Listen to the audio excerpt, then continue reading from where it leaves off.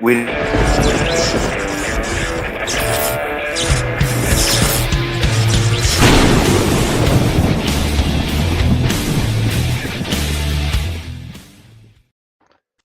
Good day, everybody. I am the Mad God of Gaming, and tonight we're gaming again. I'm hearing a bit of an echo. Not sure why. That's okay. I'll smite whoever's responsible. Welcome, everybody. I'm going to real quick. I'm going to share this stream with a buddy of mine, if I can.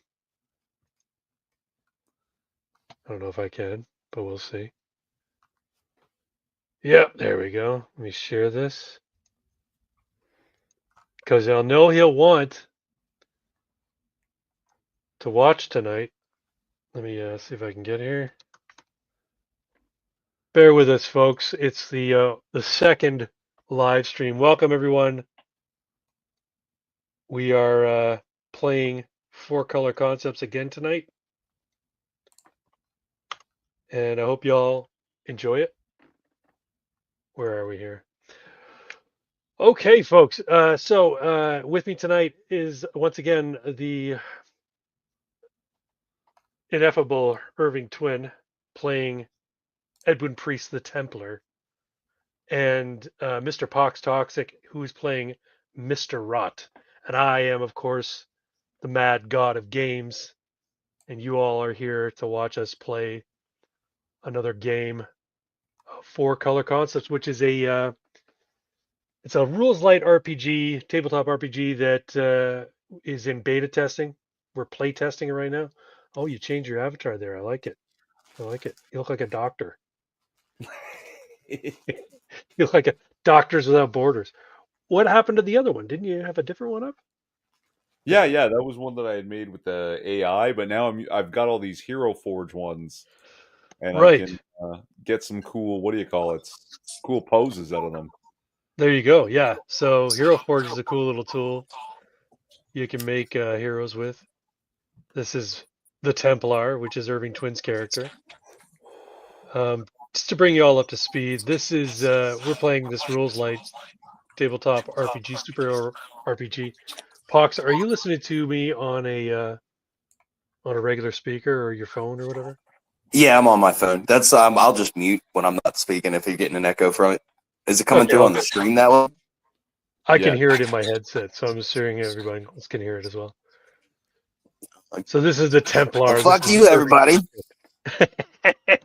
I don't know how many people we got watching, but anyway, this is the Templar. This is Irving Twin's character. He is a street level superhero, and he is fighting the good fight in Beacon City.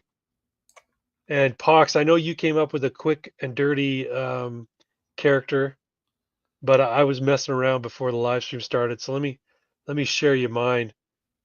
I boomer it up.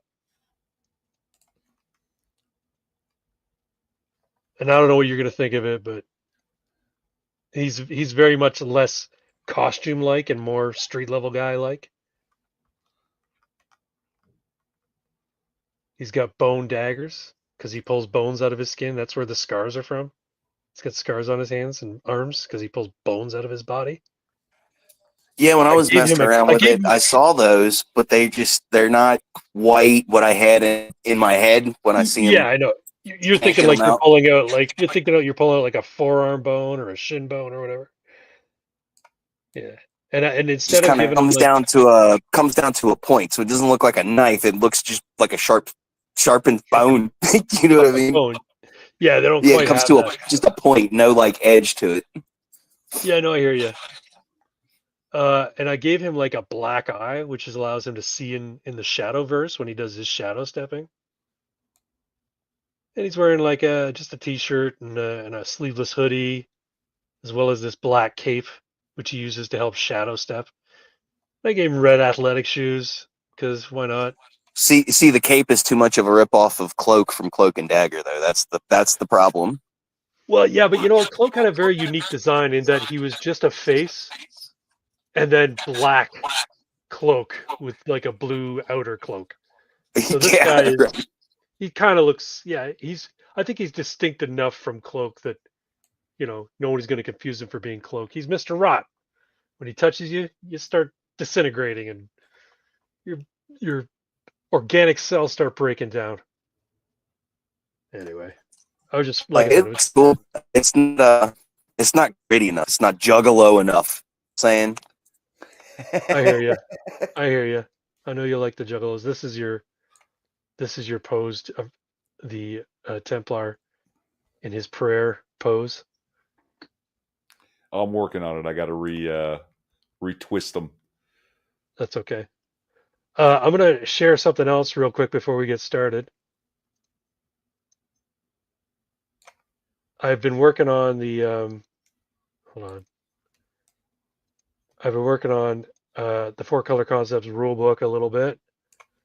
I was messing around with so y'all can take a look here. I was messing around with Night Cafe, and I got this image here, which I think looks really cool. You've got your 4 colors there: your cyan, your magenta, your yellow, and your black. And one of them looks like Batman, I know, but whatever. That's what AI came up with when I said, make these heroes. Anyway, I think that's going to go on the cover of 4-Color Concept or something akin to it. It's clean, like it's super clean, and it makes the point. Like, yeah. I think so. I think that's the idea, right? When you think 4-Color Concepts, you think cyan, magenta, yellow, and black. CMYK. But anyway, where are we here? Why magenta? Folks, by the way, you're a what? Why magenta? Magenta, because in printing, back in the day in 4-color, they would only print in 4 different colors. Everything was made up of those 4 colors: cyan, magenta, yellow, and black. So that's the 4-color printing process. Now, if you ask color theorists who talk about color in terms of pigmentations, you can't create magenta. Magenta is considered a primary color. Whereas when we talk about primary colors, we think red, yellow, blue. I guess the real primary colors are cyan, yellow, and magenta. Oh wait, isn't magenta a color that doesn't occur in nature? I don't know about that. I'm sure there's plants out there that are magenta in color. I'm pretty sure magenta is completely man-made color that doesn't exist in nature. Well, in terms of pigmentation, it's one of the primaries, at least in terms of printing processes go. I guess the reason being it's enough of red and purple that it can be used to make a variety of different colors. So, for instance, when you were printing something, if you wanted to print something that was like a dark blue, you would do cyan with a little bit of magenta, and you would get like a deep purple. Or you do cyan with a little bit of yellow, and you get like a green. That's why a lot of the villains back in the day in Marvel were yellow or were green and purple, because then that's just print the whole thing in blue and then print sections in magenta and sections in yellow, and that'll give you your green and your purple.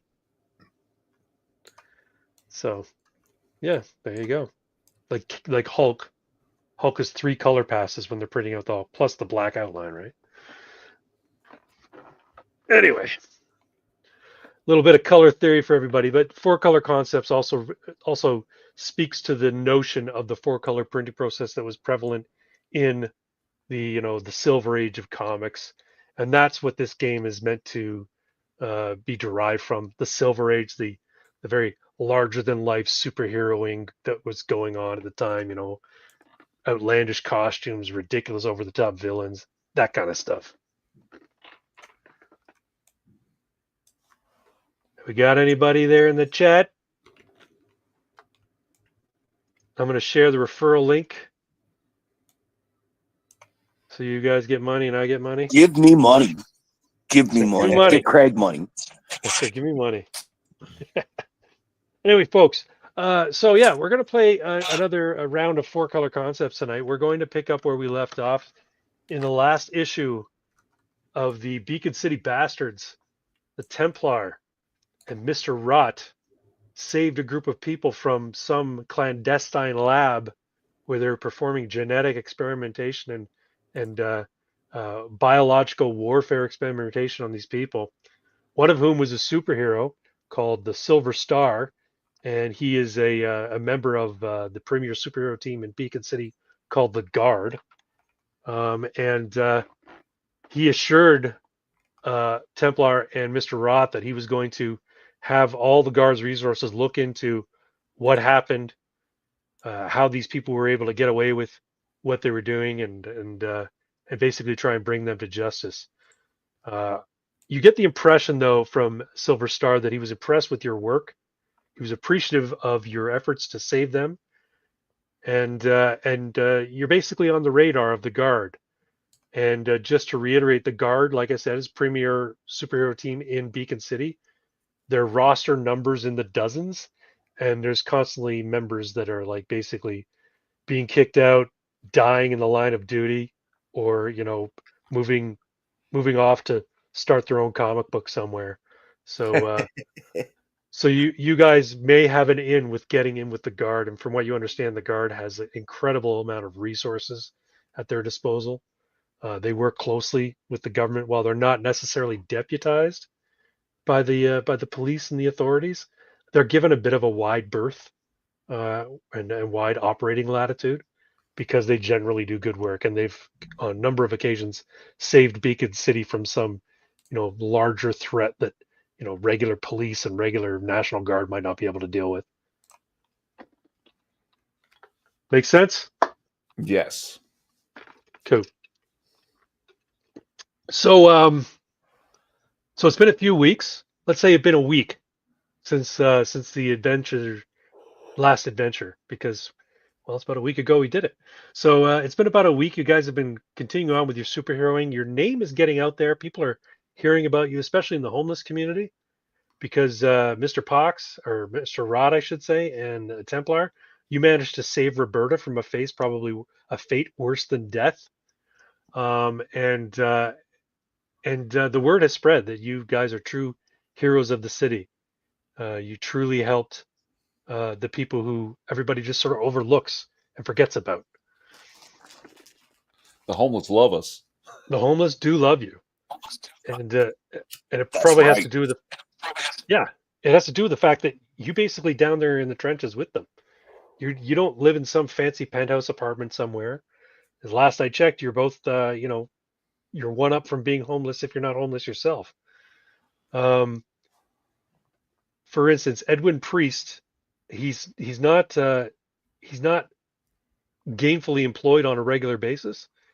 He has to do odd jobs here and there, and gets by making some pocket cash and helping people out when they need somebody to sweep their floor, or clean something up, or repair a deck or something like that. He helps out in the community. And why don't we start with you, Mr. Twin, Mr. Edwin Priest, the Templar, because last time I think we started with Mr. Rod. We sort of got things started with him. I want you to picture this in your mind. You're slumped over a counter, a dirty counter in what appears to be a soup kitchen. Your face almost buried in a bowl of potato and leek soup, which is very watered down. It smells good, but there's not much substance to it. It's night, and outside you hear the tires running through rain-slicked road, and as the door opens, you get a damp chill come across your back, but you're barely staying awake. You're like I said, you're about to pass out in your bowl of soup. All of a sudden, a familiar face just appears to the left of you. He sits down in the chair right next to you, and he says, "Hey, pal, how you doing, buddy?" All right, I look up. Who am I looking at here? He looks familiar, but you can't place the name. He's got a very friendly smile. He's wearing one of those what do you call them, like a newsy cap, and a brown cheap leather jacket with this all worn and tattered. He's like, "You doing all right, friend? I've been thinking about you. I found something for you that I think is your perfect ticket out of this dump. And he pulls out a folded up newspaper, and he shows you a classified ad that's been circled in pen. This is your opportunity, pal. You don't want to be living in Midtown forever, do you? So I still don't recognize this guy, huh?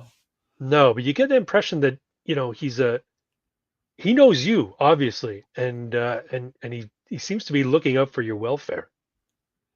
And hold on, am I dressed in my getup with the mask just tipped half up here so I can eat some soup, or am I in my You street clothes? you look down at yourself and you're wearing street clothes, but they're definitely not what you were wearing this morning. They look more like something your grandfather would wear. It's like a cotton shirt and a tattered old business jacket, and you got some messy looking work boots on, and some trousers, some like tweed trousers that have been patched a few times. On the counter next to your bowl of soup, you see a frayed trilby hat that you know belongs on your head. And yeah, All right. he says to you, "You doing okay, pal?"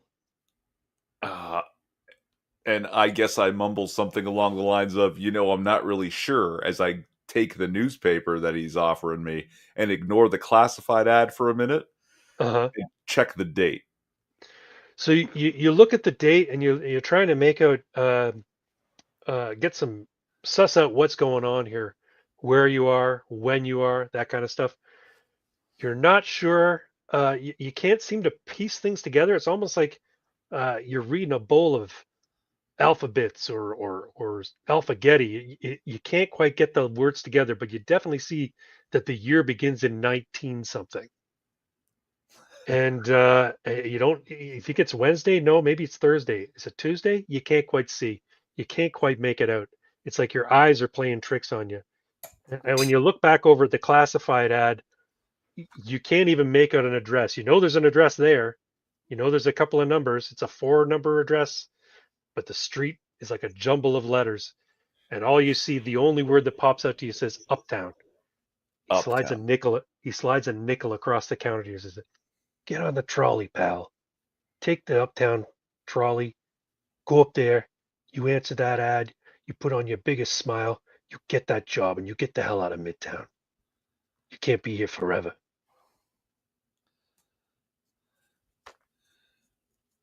See, okay, now I guess Edwin Priest is wondering, when the hell is this dream going to end? Am I drowning in a real bowl of soup somewhere in Midtown or what? Uh, yeah, I guess I'm going to take his nickel and head for the trolley. Okay, so you grab the nickel, and the rest is a bit of a blur. You find yourself going out to the street and pulling your coat jacket up over your neck to keep the rain out from running down your back. The trolley comes by with a ding ding, and you hop on it, and the rest is a blur. The landscape whizzes by while you ride this trolley. Doesn't seem to be anybody else on it but you. It goes from a gray and dirty yellow light to a bright white and shining silver lights whiz by as the trolley lets you off, and the driver says, "Uptown, last stop." You find yourself out on the street of Uptown, and unlike where you were just a few moments before, the street is dry. There's birds chirping, and it's getting before dawn. And as you walk down, referencing the newspaper, you find the address. You don't know how you found the address, but you found the address. And just as you approach the door, a woman turns the sign, says "Open," and opens the door and smiles and greets you in. "Welcome," she says. Okay, and I guess I'm going to ask her, what is this place? "Oh, are you here about the job?" "Early bird gets the worm." "Come right in." All right, so I'll follow her in. It looks like a standard sort of office with a coffee table and some less than comfortable looking chairs. And she says, "Have a seat at the desk." and she motions you over to her desk where she sits down behind it, and she's typing at a very old looking typewriter and going clackety clack clack clack clack clack. So tell me your story, sir. Name? Edwin Priest. Thank you, Mr. Priest. Do you have your CV with you, sir? My what? Your resume, I think they call it in Paris. No. I didn't think to bring one. Oh, well, no bother. She reaches down below the desk and she pulls up a very familiar looking, tattered looking backpack, and she pushes it across the desk towards you. There you go. Chop chop. The ship's about to start. The shift. I guess I take the backpack. And as you take the backpack, your vision goes bright white and then black, and then you wake up on a vinyl couch in what looks like a lounge type of area, as Father Delgado peers his head in and says, "Good morning, Mr. Priest. Did you sleep well?" Ugh. Never, but thanks. Well, I'm about to go make a coffee. Would you like one? Oh, I'd love one. Well, maybe you could do me a favor then. We've got a guest speaker coming, giving a presentation tonight in the basement auditorium. We could use some chairs set up. I do it myself, but I've got a terrible sciatica. Oh, you got it, Padre. Just let me get that coffee first, please. Right on it. And he leaves and he goes and makes a coffee. After a few minutes, he comes back with a cup and he ushers you downstairs to a large auditorium and says, 200 chairs ought to do it, Mr. Priest. And you can just call me Nick. Ah, hey, first name basis with the clergy. That's got to bode well. Absolutely. Enjoy your coffee. And if you put out about 200 chairs, I think that'll do it. Thanks, Nick. You got it. Now, are you coming back for the presentation? Apparently, this man, he's got a lot of really wise and important things to say. I'll do my best. All right. It's 8 o'clock tonight. All right. Okay. Mr. Rott. Let's go. All right, Mr. Rott. You are standing next to a burning garbage can with your good friend Carlos and his loyal, faithful dog Butterscotch. He's throwing in some trash to keep warm. It is dawn, and it's very cold in here for Beacon City. It's almost summer, but it's a cold morning, and he's trying to stay warm as warm as he can. He'll say, "Listen, man. What's your alter ego's name again? I think it's Alan McLean. Donald McLean. Sorry, Donald McLean. Like Donald Duck. Donald McLean. Okay. Yep. Yo, Donnie, man, you think you can hook me up with a few bucks? That depends, Carlo. What's it for? You gonna be pulling a Javier, are you, over there doing the zombie shuffle 5 minutes after I give it to you? No, man, you know I'm not on that shit no more. I gotta get Butterscotch some food. Oh, if that's all you need, I could probably just come up with that. You're the best, You know what? man. How about this, Carlo? Hey, Let's take a little walk over to the store real quick. you mean it? Okay, all right, yeah. You're not in costume, I'm assuming. You're wearing your regular civvies. Yeah, so there's not much difference from what he wears just normally and what he wears when he's out patrolling or whatever. The only difference would be that he doesn't have his mask on. Right. So the mask is in the Yeah. pocket or something. Okay. Mm.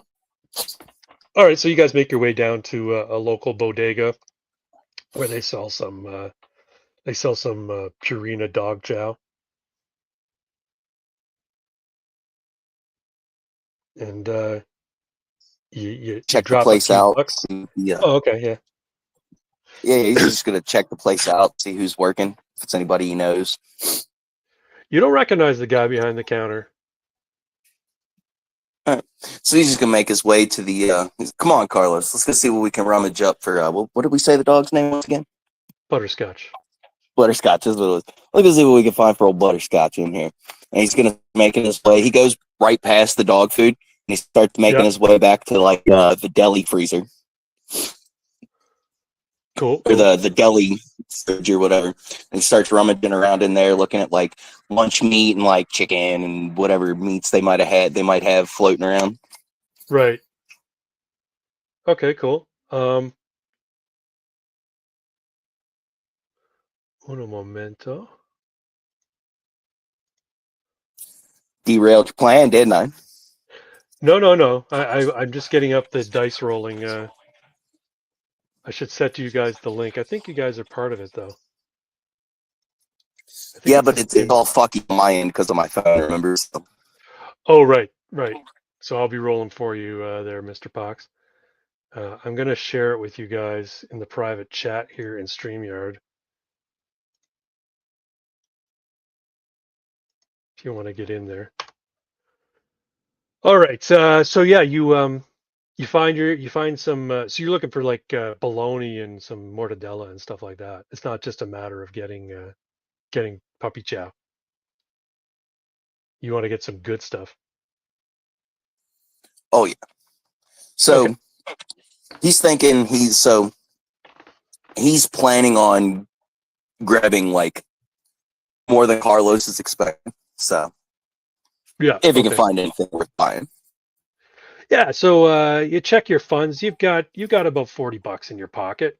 Not sure where it came from. You got it somehow. Maybe some people were thankful for all the hard work you've done, and they've given a little bit of a donation to you to help you get by. He robs petty Um, drug dealers to survive. that's right. Okay.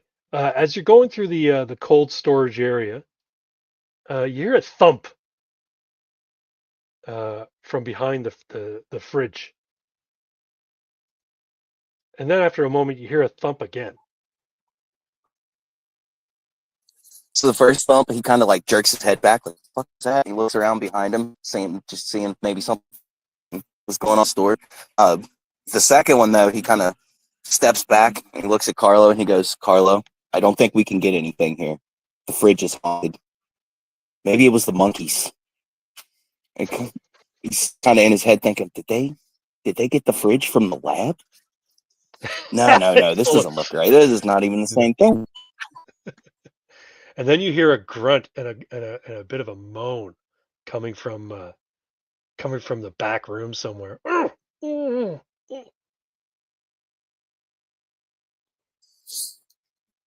So he's gonna try to follow the sound and see if he can find a door. Yeah. So if you move down to the end of the fridges, you see He's gonna there's make the sign of the cross before he starts moving, just in case it is haunted. there's a short hallway that leads to a back room and a restroom. The restroom is shut and locked. The back room seems empty. It's got a breaker panel and a busted desk with a hockey stick for a leg. Nobody in the back room, but the bathroom door is shut. And you know what? I'm gonna roll for you to see what your perception might be, what you hear. If that makes sense. Yeah, let's go. I'm not going to give you any bonuses to this unless you can justify it with one of your abilities or. Yeah, no, I don't think any of my superpowers are really perception based. You know what I mean? Yeah. Yeah. Here's like maybe sounds like somebody's maybe, taking a hard shit and, they didn't get enough fiber. He stands there for a second, and then housekeeping. Knock on the door. Yeah. All right. Then you hear two distinct voices. One goes, and the other one goes, shut the fuck up. Oh, well, that doesn't sound good. He's gonna reach down and try to corrode the lock or rot out the door handle, make it rust. Sure. Gotcha. So you pull off your glove and you touch the brass doorknob, and after a few moments, the metal begins to basically melt away, and the lock within becomes useless. It takes nothing for you to just force the door in at this point. You see inside there's an Asian fellow uh, leering over another Asian fellow, an older Asian fellow, and the older Asian fellow is on the back and on the ground, and he's got a distinct bruise on his forehead, and he's got one of those blue and white J cloths stuffed into his mouth so he can't speak. The younger Asian fellow immediately turns and levels a firearm at you. We're gonna roll to see who goes first. What is it you want to do, I guess, is what I'm gonna say. So when he points the gun at him, the first thing he do is put his hands up and says, "Man, I just want to clean the toilet." Okay. He means to shoot you. So I'm gonna roll for you. Just a regular D20. Are you going to use any of your abilities to try and evade this shot, or? So what's the lighting situation in the bathroom? I'm assuming overhead like light. halogen light. Yeah, overhead fluorescent lights kind of flickering because this is a shitty little bodega. Don't forget to share the die screens. Oh, am I not sharing it? Sorry, folks. 1 second here.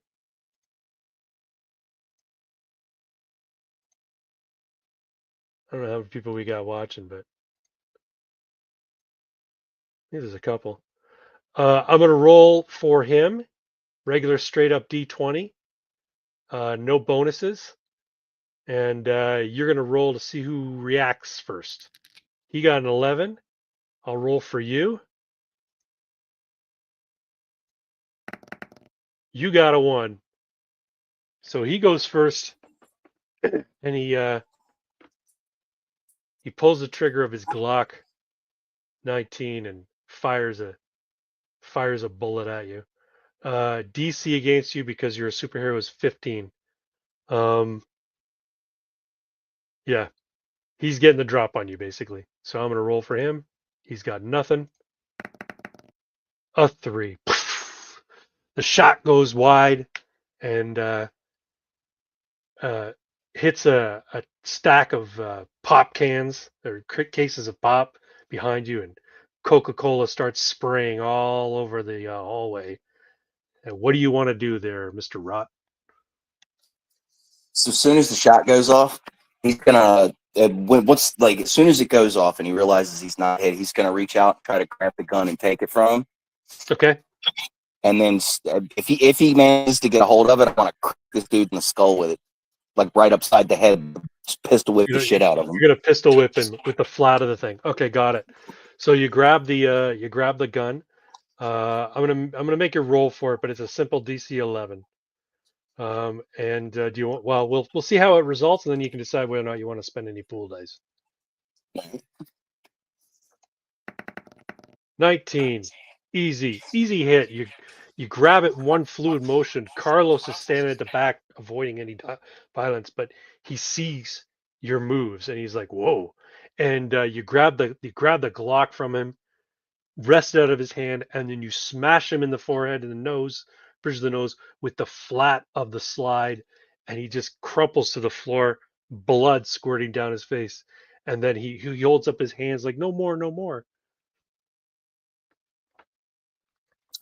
Yeah, you're damn right. No more. While he's saying that, he drops a clip out of it and make sure there's nothing in the chamber, and just tosses the gun behind him. So, you want to tell me why you're beating old men in bodega bathrooms, sir? And he's just standing over this guy, just staring daggers at him. I surrender. It looks like a robbery gone wrong. You had this guy held back here. As this all happens, Carlos notices that the guy behind the counter, he jumps over the counter and he books it out the door. The guy behind the counter did, or Carlos? The guy behind the counter, obviously this dude's partner, and he's like, "Fuck, I'm not getting caught up in this," and he just runs. Carlos goes, "Mr. Rat!" No, he goes, no, he doesn't call you Mr. Rat because you're not in costume. He calls you Yo, Donnie! He's getting away! So he stands for a second, kind of frozen. He doesn't know whether he should go after that guy or deal with the guy on the ground. And after a second, he's like, "We're gonna have to let that one go for now." And then he kind of scoops up the guy on the floor and starts walking him towards the counter, Mm-hmm. and like slams him down on it, and gets his hands behind his back, and he's like, "Hey, Carlos, see if you can find some rope or bungee cord, something we can use to make sure this guy ain't going anywhere. And then I need you to go call the police." You got it, man. And he goes and gets one of those cheap indoor extension cords, and he follows your lead, and he starts wrapping this guy's arms up and tying him good and tight, and the guy's wincing in pain because Carlos is like, he's very into this whole thing right now. Hell yeah.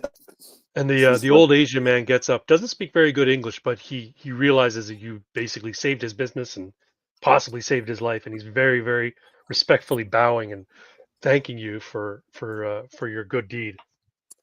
And, hey, no problem.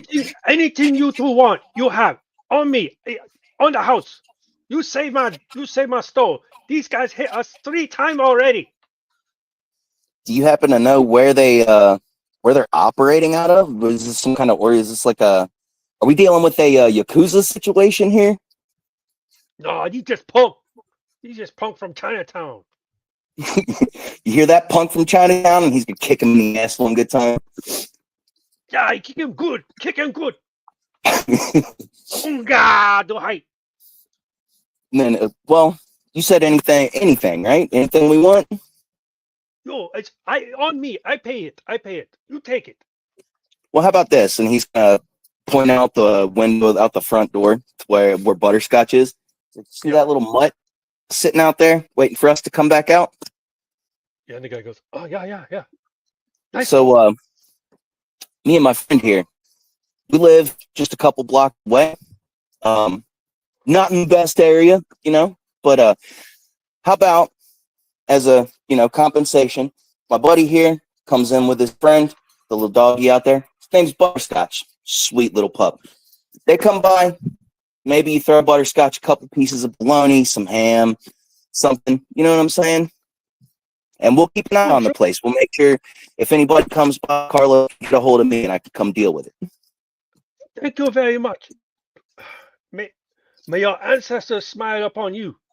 Thank you so much. Hey, no problem. And then he's gonna do a very, very racist bow, like theatric, puts his hands together and then he goes the lowest point. Mr. Kim, he tells you his name is Mr. Kim. He tries to match your bow. He's not offended at all. He actually thinks it's a great sign of respect, and he tries to go deeper because, while he might be older, you are clearly his better because you saved him, essentially. He's not offended at all by your bow. You be safe, Mr. Kim. We're gonna go, and he's just gonna walk to. He goes and grabs a 5 out of his pocket and hand it to Mr. Kim. Oh no, it's okay. It's okay. And he gives you a bunch of Oscar Mayer bologna that is like it's gonna be expired like in 1 day. So he's like, "Here, you give to doggy. You give to good doggy." Hey, you know what? Thank you. Some other friends might appreciate this too. All right, thank you. Have a good day. And before too long, the cops show up and they take this little punk. They stop you before you. You willing to testify in court on on what happened here, sir? So the cops ask you there. No. I don't court. Sorry, buddy. Mr. Kim saw everything. I mean, look at his forehead. I testify. No problem. All right. Well, here, I'll give you my card. If you change your mind, the cop gives you his card. Officer Stadenko. Yeah, thanks, Officer Stanko. Well, if anything comes up, I'll let you know. There was another guy here. I didn't really get a good look at him. He was pretending to be the shop clerk. So maybe put the boots to starts to like go kick the dude again, but then he realizes he's in front of a cop and stops himself. Maybe put the boots to this guy and see what you can find out. Apparently, they've hit this store a few times. We'll do a thorough investigation. Thank you very much. So this is Edwin Priest, their twin in his alter ego. I mean, it's a start, right? I just did it quick while you guys were. I like it. He's pretty jacked. Look at them muscles on him. Holy crap! Oh yeah, super strength. That's all right. That's all right. Yeah. Okay. So after this morning's adventure, Butterscotch is having himself a nice meal of Oscar Mayer bologna and a few other yummy treats that Mr. Kim has gifted you and Carlos. Carlos is looking at you. He's like, "Man, you're so cool. Maybe I could be your sidekick or something, man. We make a good team." Carlo, I would be proud to have you as my sidekick. All right. And he's gonna pat him on the back, and he'll grab like maybe just like a couple pieces of bologna, throw some to the dog, and he's just say, "Hey man, look, you and Butterscotch aren't gonna eat all this. Take it back to the camp, share it around a little bit. I'm sure there's some of the kids might be hungry. You know what I mean?" Yeah, it's a good idea. He says, "I'm gonna go to the underpass. That's where all the bugs are hanging out now." All the bugs? Oh, Yeah, that's right, the bugs. And then he remembers the eyeball warts, and he just kind of like visibly shivers. Yeah, Roberta. Yeah, Roberta and a bunch of other people who contracted the bug. They've all started to congregate under the underpass because they heard about the little girl with the healing fingers.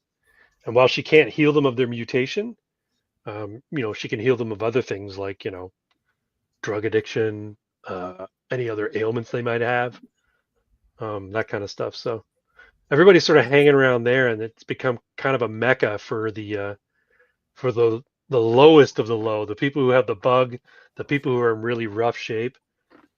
It's become like a little sort of like shanty town, with Cynthia and her family's RV kind of being the center of the whole thing. This is what Carlos explains to you.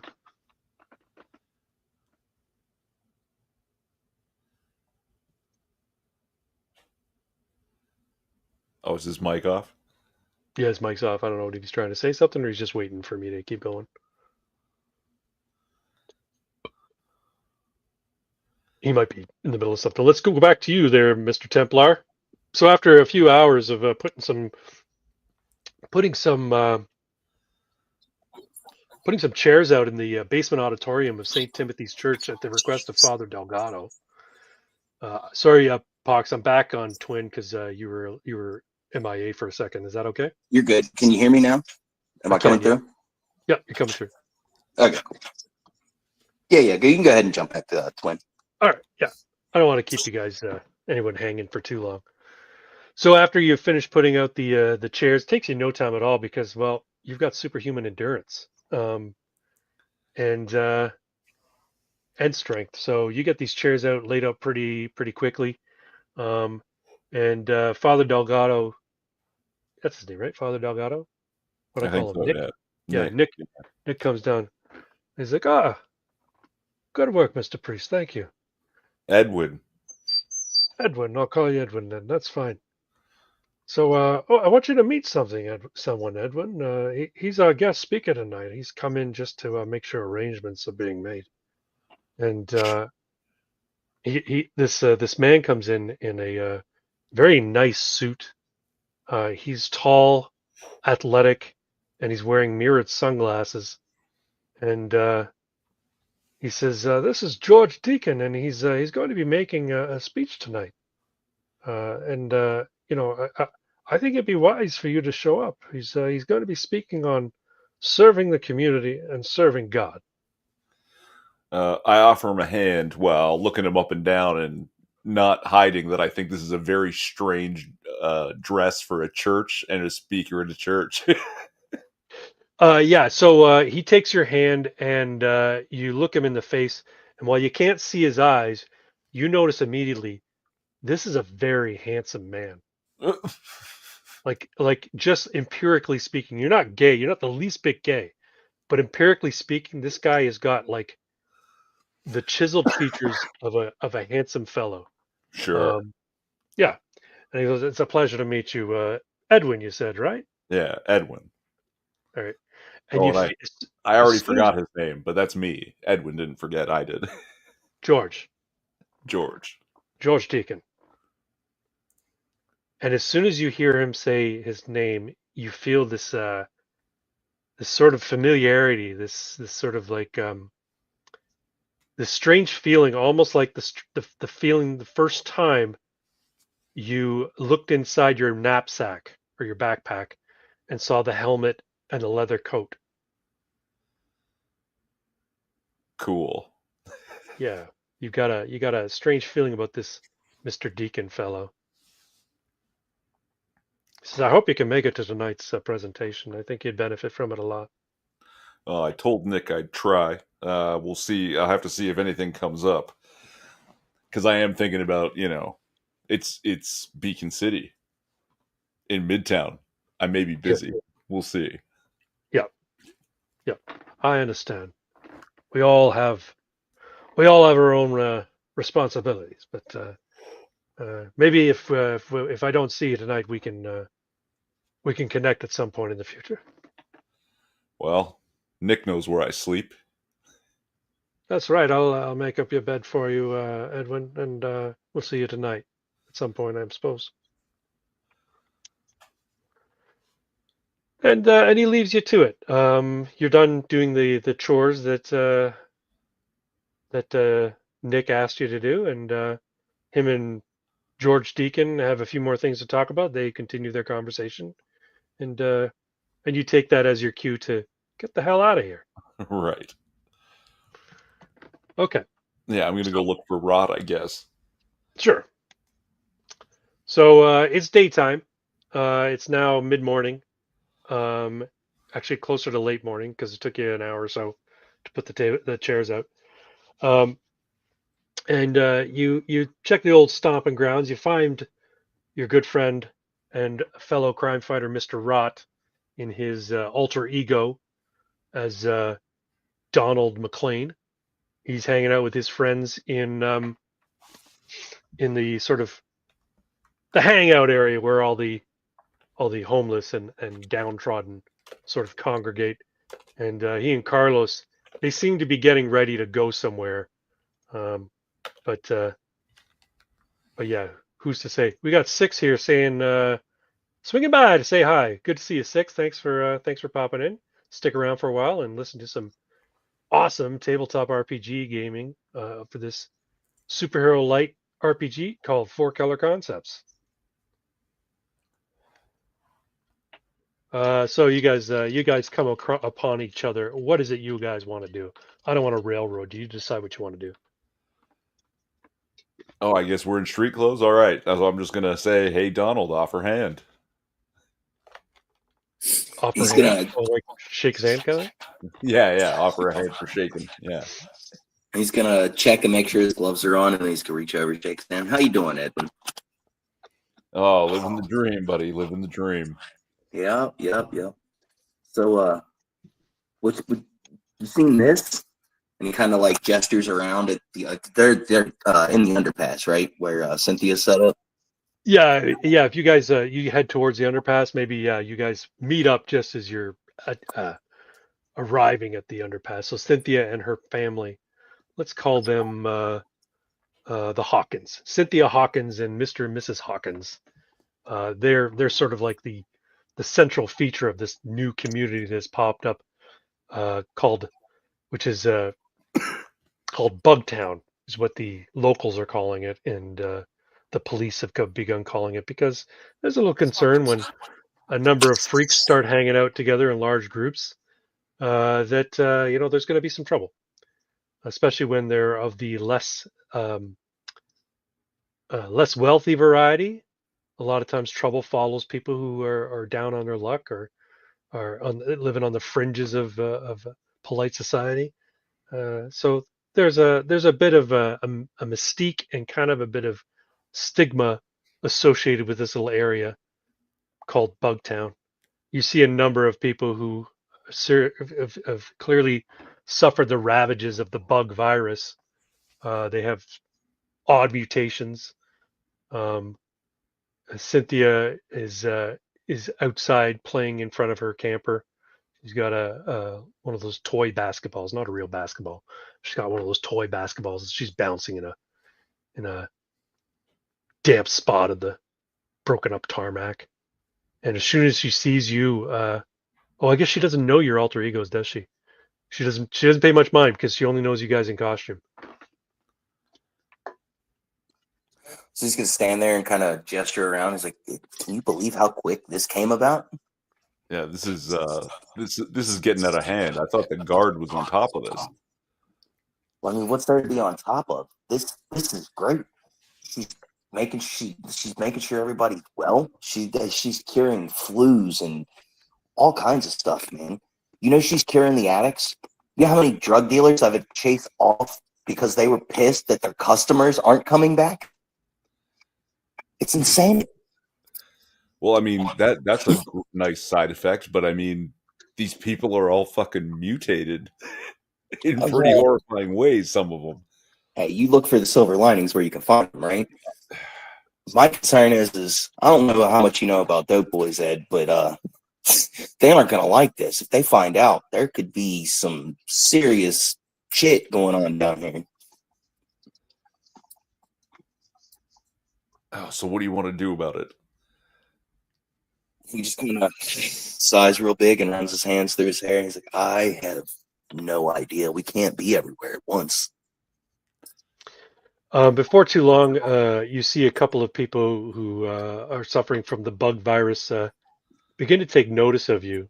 One of whom is a tall, kind of heavy set guy, and he's covered in what can only be described as wispy white cloud-like hair.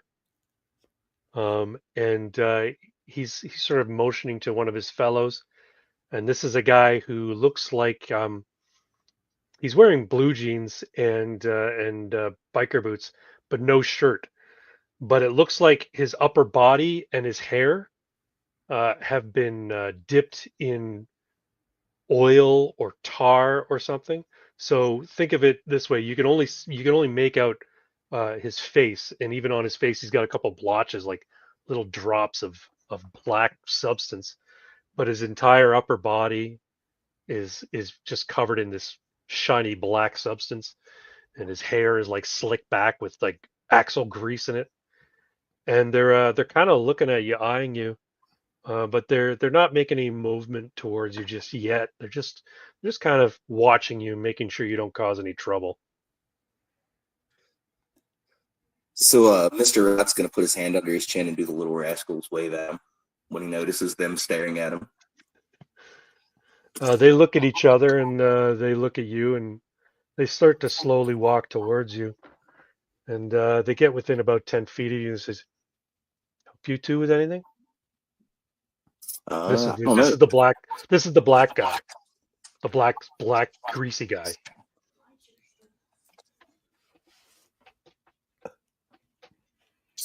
So when they walk over, he's going to be like, I don't know, you're staring at us. Can we help you with anything? We're just, we're trying to make sure everybody here stays safe. We've taken it upon ourselves to keep this community safe.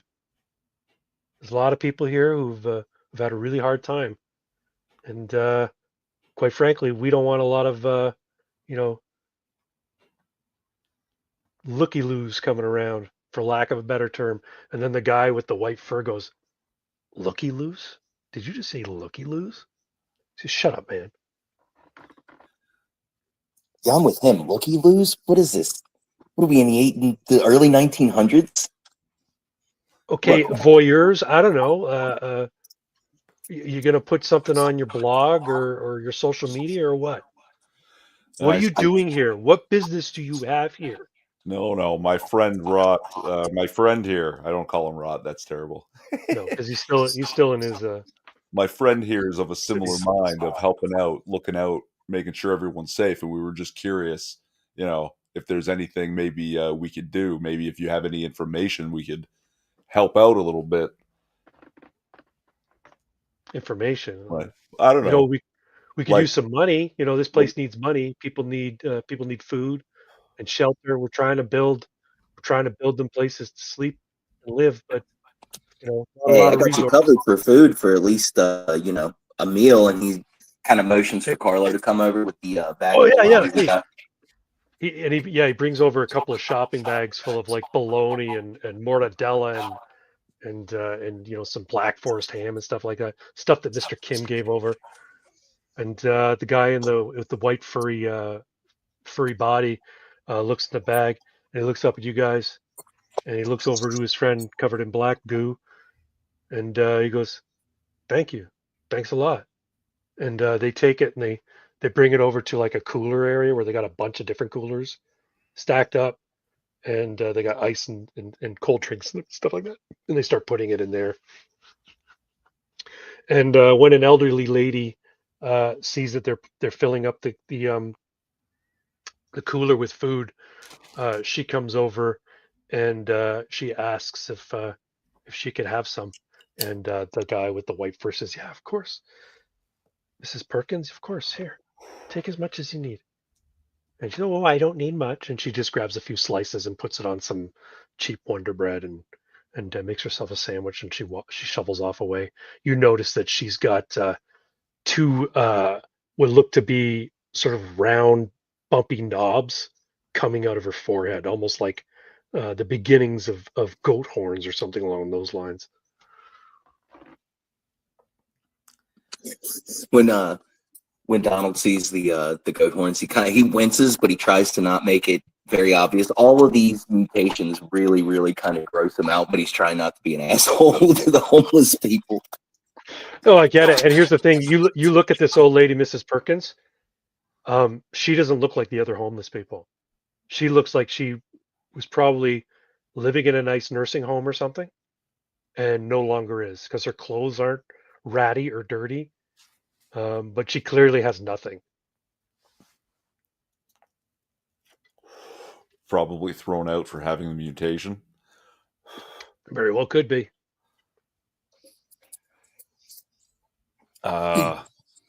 Okay, yeah. So I'm gonna ask these two dudes. Yeah, we had spoken to the guard earlier. They said they were looking into what's causing all of this problems and what's maybe if there's some way to help. Like, have you heard anything from them? Have they come spoken to you, checked in on you guys? No, no, not the guard. Just the cops. Cops come by here. They slow drive by here, probably 10 times a day. They don't like us being here, but California law says we can be here, so we're gonna be here as long as we can. Ugh.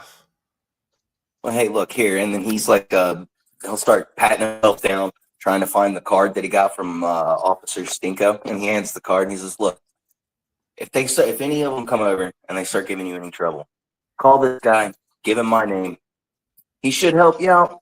I mean, I just met him, but if he does, I can deal with it. All right?" And so white guy, white furry guy, he takes it. He goes, "Thanks," and he shoves it in his jeans pocket. And he offers his hand out. He says, "I'm Steve Sask. This is my buddy Peter Ikleb.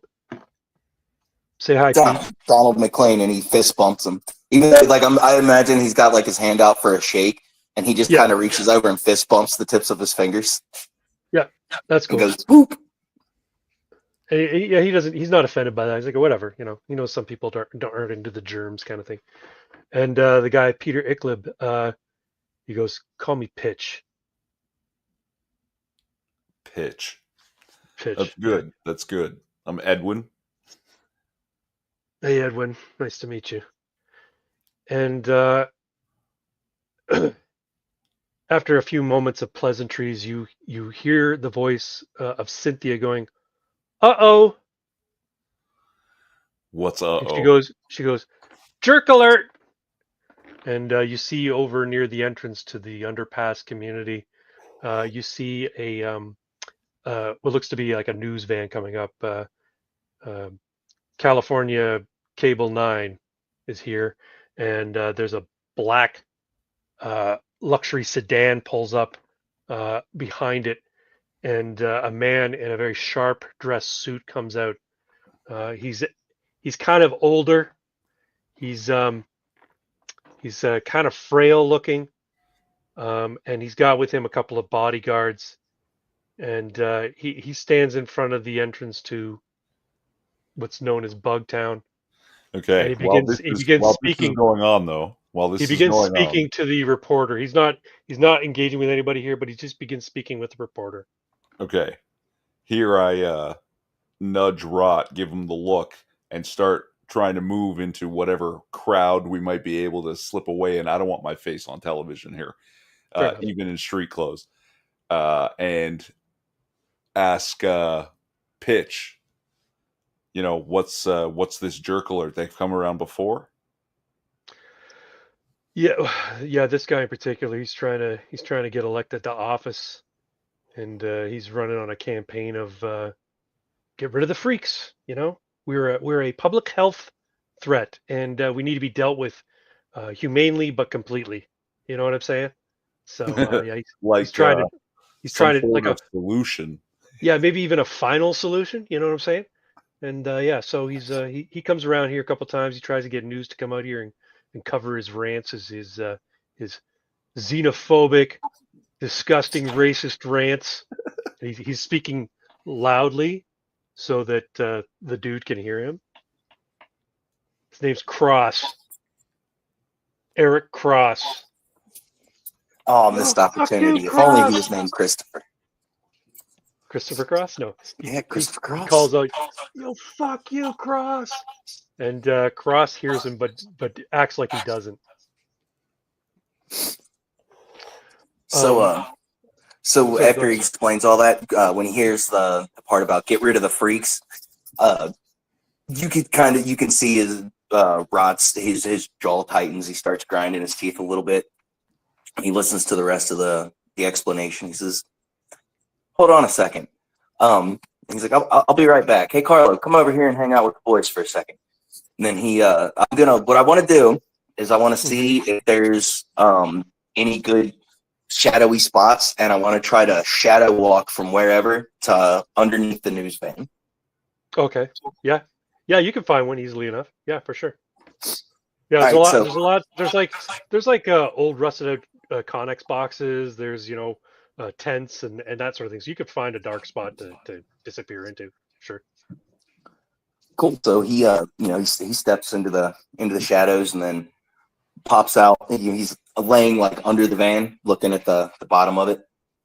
And I want to rust out the muffler real quick before he kind of climbs out, like slides out from underneath of it to the other side. Okay.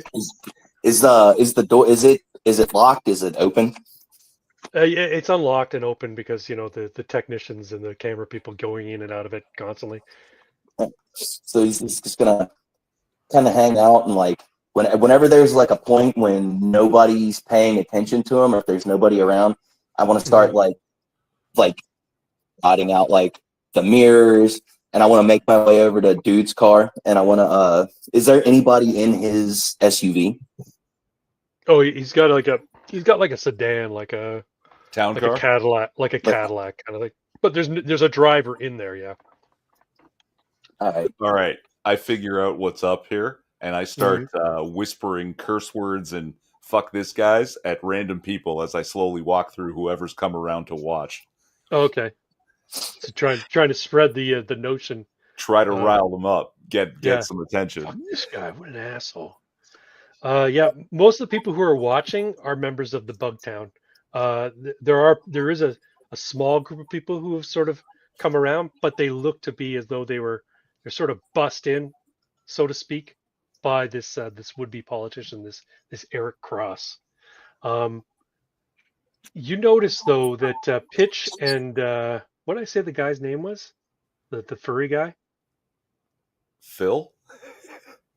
No, I think his name was Steve. Steve Sask was his name. Yeah, Steve Sask. Steve Sask starts going like this. He makes a gesture near his mouth, and you see him squeezing his nose. And then you start to see the hair on Steve Sask's head, which is long, flowy, gossamer, and white, almost resembling clouds. It starts to move in this breeze that seems to come from nowhere. And then the breeze begins to pick up. And then the breeze turns into a very, very strong wind, strong enough to start pushing larger pieces of debris like cardboard and cups and even some plastic tubs and things towards where the news spot is being filmed, and it's making it very difficult for Eric Cross to conduct his interview. And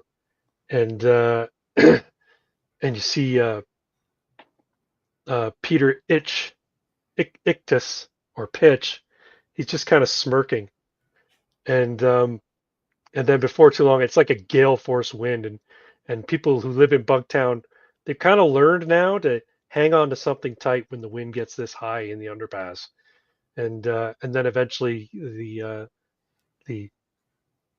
Los Angeles or the California Cable 6 or 9 or whatever it was, they have to cut the interview short. It's like, sorry, Mr. Cross, we can't continue. The noise is too great, and we can't maintain the interview. And he seems frustrated by the whole thing, but after a few moments, he looks back with a sneer at the people of Bugtown, and he gets into his car with his bodyguards, and the whole entourage kind of leaves. And then Pitch and Steve Sask start laughing at each other like they're in on some sort of joke.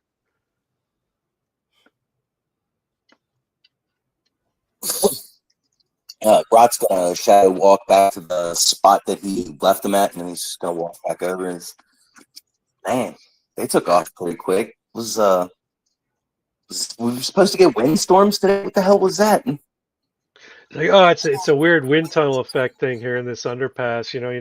It happens all the time, says Steven Sask, trying to play it off like it's nothing. Don't worry about it. And he's gonna give him like this. He's gonna wink, like give him the yeah. I got you. It's nothing, right? So he's like, yeah, that's right. It's nothing. A couple of people come up to Steve and, they kind of pat him on the back and, they give him a, hey, good job kind of thing. And he tries to play it off. Oh, I didn't do anything. What are you talking about? Okay, I don't know, Pox, it feels like we've probably got what we can here, no? Yeah, I was just trying to drop off some food that I got from this nice little Asian dude who got busted in the head with a pistol, it looked like. Yep. And Cynthia looks at you there, Donald, and she's like, I know you. When he hears her say that, he's gonna look over at her. He's not gonna move towards her. He's just gonna look at her and kind of put his finger to his lips and go. And she sees the scars on your arms when you lift your hand to cover your mouth with your finger, and she comes over to you, and she says, "Thank you again." And then she takes her extra long index finger and tries to touch one of your scars. And as soon as she does, you feel this tingle go over your body, but it doesn't stop. It feels good for a minute, and then eventually you start to lose sight of yourself, and you lose consciousness. You kind of pass out for a moment, and when you do, you find yourself in an alley late at night, and you see a shadowy figure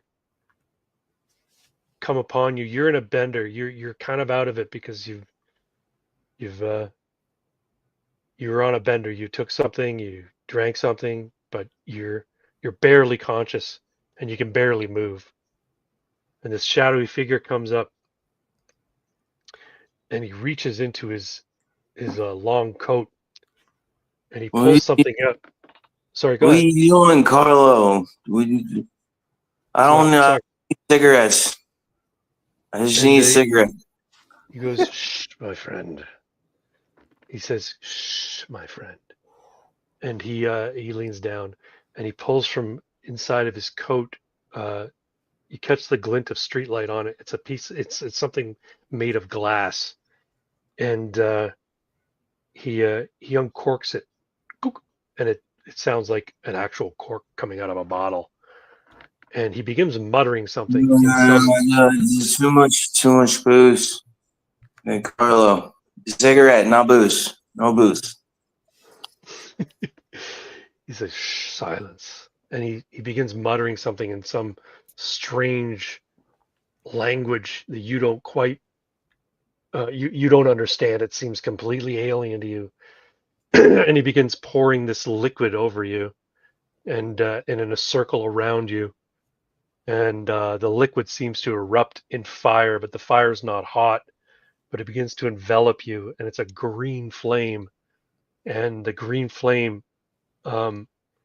starts to insinuate itself into your skin, and you get this feeling of sickness once it comes inside of you, once it penetrates your skin and goes inside of you, and then the sickness passes, and you wake up the next morning and you feel invigorated but somehow hollow.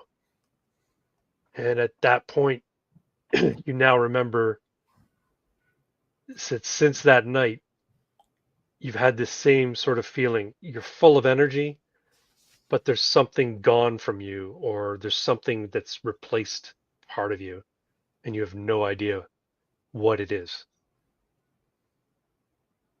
You're starting to piece together a picture of who or what turned you into what you are.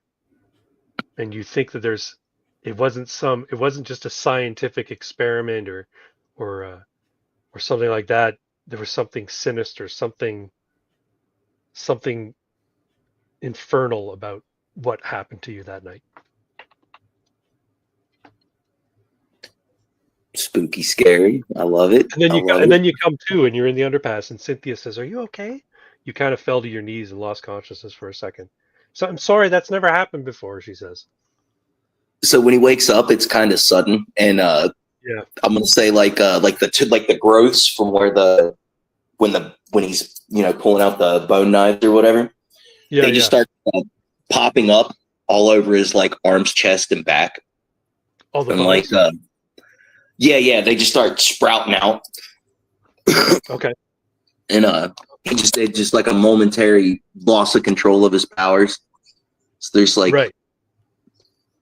then he takes a second, he gets it under control, and they all kind of like all the little tumor growths, instead of erupting with the bones popping out, they just kind of like go back in, and he subside. realizes what's happening. He's like looking around, kind of frantic, trying to see if anybody noticed any of this. Only Cynthia noticed. She knows who you are, though, right? She recognizes you because your costume is what you wear on a daily basis, minus the mask. And you gave her the mask too, so she's got a memory of what you look like too. So He's like, "What the hell was that?" He's just kind of like looking at Cynthia wide-eyed. she's really sheepish. She's, I tried to heal your cuts. I'm sorry. She says, He that's never happened before. He looks down at his arm. Did she manage to heal him? They look like they might be a little bit better. I offer a hand to help Rod up during this. Takes a hand, gets up, and he's still kind of looking at his arm. He's like, "Well, mission started, I guess." We'll I'm get there. sorry. And she feels kind of bad, and she goes back towards her camper. Hey, come here. Then he kind of walks up to her and he gives her a hug and he's like, hey, don't worry about it. I'm cool. You keep doing what you're doing here for these people. Okay, thank you. And she goes and gets a bologna sandwich. I ask Rot, so what the fuck was that? As she walks away, when he says that, he just kind of like slowly turns to look at him and his eyes are all wide. He's like, I had no fucking idea. That was the craziest dream I've ever had. I think somebody did necromancy on me, bro. I think I'm a demon. That's not good. You're like a god boy, and he's a demon boy. I mentioned I also had a really fucked up dream. And I don't know. Shit's been getting weird for me. And there's all this stuff too. Well, shit's not been weird for me. I've just been doing my thing, taking money from the dope boys and giving it to these people and helping out where I can. What the fuck is these dreams? How long have you been having weird dreams? And why didn't you tell me before? This is just the first time. The first. Why do we have to have days like this? Why does it all got to happen in one day? Because the GM needs to come up with some backstories for you guys. Well, you left it kind of open with your characters. Like, I did that on purpose because Edwin Priest was like, I just woke up and had this cool gear in a backpack, and all of a sudden I had these powers. And yours is some weird person or some organization, exposed me to some sort of chemicals, and I got these weird powers. So, like, okay, well, I'm gonna work it into it then. Hey, I'm digging it, man. The green fire, that was nice. Green flame. I'm also trying to work forward a little bit of the story with regards to the bugs, the bug virus in the bug town. Oh yeah, well that's where I want to go now. Like, say to Rot, look, this camp, if it keeps getting bigger, everything's gonna go to shit. Like, yeah, I noticed. It seems it's cool because everybody here seems to be getting along, but it's not, because more people means more people infected. It means, and we still don't even know who the hell those guys were in the lab, and we don't know exactly what the hell it is they're exposing everybody to either, do we? Now about it, we probably should have spent some time in the lab and went through some computers or something. Government lab weapons and, newscasters, the secret experiments. I don't know, man. I beat up muggers. Like, I can pull people from burning buildings. I can fridge fuck AIDS monkeys. I don't know how to do this. AIDS monkeys. That was probably one of the coolest things I've ever seen, by the way. The uppercut to the monkey, turning him into paste with a refrigerator. That was awesome. Hey, you weren't too shabby yourself. So what do we seriously though, what do we do about this? Do we even have a place to start trying to figure it out? We didn't get any names, information. All we had was the van and the lab. And the way I understand it, the lab's pretty much gone now. And an old scientist and a younger scientist, and they're gone. Like, nobody knows where they are. Well, you don't know where they are. Silver Star said that the guard were going to be looking into it and getting to the bottom of it, but you haven't heard anything from them. You might be able to reach out to them. Are the guard like the Justice League? Do they have their own little like base of operations in the city somewhere? Yeah, they do. Nobody knows quite where it is, but everybody seems to think it's somewhere on the coast. But there's dozens of them. The guard itself, the number of people who are members of the guard, there are a couple of dozen of them at any given time. Okay, so how about this? We go to this talk about community engagement at the church at 8:00, barring nothing happens. Then we patrol the city, not for bad guys, but for good guys, and talk to the guard. That sounds like a plan. Can I pretend to be a villain while we do it? That would be fun. Just pretend to be bad guys. Good guys, you know what I mean? Like when you used to play cops and robbers back in the day. You like call out the good guy to a challenge. Say, "You there, Super Sentinel, come fight me. I am Mr. Rot." And so everybody thinks you're a bad I mean, boot fits. guy. It's true. You don't really have this superhero. What do you call it? Aesthetic going on. Presents. Yeah. Yeah. You don't have the superhero presence, but there's lots of superheroes with different styles. So nobody considers you a villain until you do something villainous. And so far, you haven't done anything like that. So Well, that sounds like a plan. I said we'll hit the church and then we'll patrol. I did hear a rumor that the guard might be somewhere on the coast, so maybe we switch up our patrol. I think Steve, was it Steve and Pitch? Yep. Steve and Steve Pitch can cover. Sass is Pitch and Peter Itch. Peter Ickes. Steve and Pitch can they seem like they've got things under control over here. This is pretty much where most of my friends are now, so we don't really have to patrol as much down here. I think they'll be all right for a night. No, yeah, and let's tell them Carlos is never far from here. If they need something from us, talk to him. Sounds good. And then he'll make his way over to Pitch. Hey, we're gonna take off, man. It looks like you guys have things covered here. If you need anything, hit up Carlo.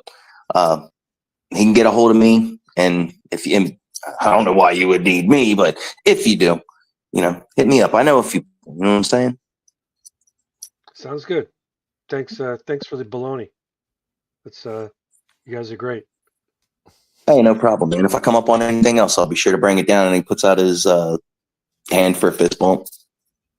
Yeah, Pitch fist bumps you, and his fist kind of sticks to your fist for a second, and then he pulls away, and it's like he touched you with something very, very sticky, but there's no residue on you per se. He'll kind of examine the glove, like, huh. I really thought that would be slick and not sticky. No, he's like made of tar. All right. Well, take care. You keep an eye on that little girl over there and make sure she stays all right, okay? He kind of points over to the Hawkins trailer. Yeah, absolutely. Yeah, everybody loves Cynthia. She's a good girl. She is. He waves to you, and Cynthia waves to you, and everybody goes back to about their business, pitching tents and trying to assemble pallets into little makeshift shelters and stuff like that. Okay, so are we heading to a talk at the church? I'll be right back in 1 second, but I'm still listening. Okay. Yeah, we can fast forward later that day. As the sun begins to go, it's low in the sky. It's not quite setting. It sets probably around 9 or 10 o'clock because it's summertime in California. About 9 something, it starts to go down. But the sun is getting low in the sky, and people start to enter into the St. Timothy's Church. Father Delgado, as you call him, Nick, is at the door greeting people, letting them in, handing them what could only be described as a program. It's a single sheet of pink paper with black printing on it. It features the name of the speaker, George Deacon, and he greets his parishioners and ushers them downstairs, and he sees you. Oh, I'm glad you could make it, Edwin. Good to see you, and your friend. I don't think I've met him. And no, Nick, this is Donald.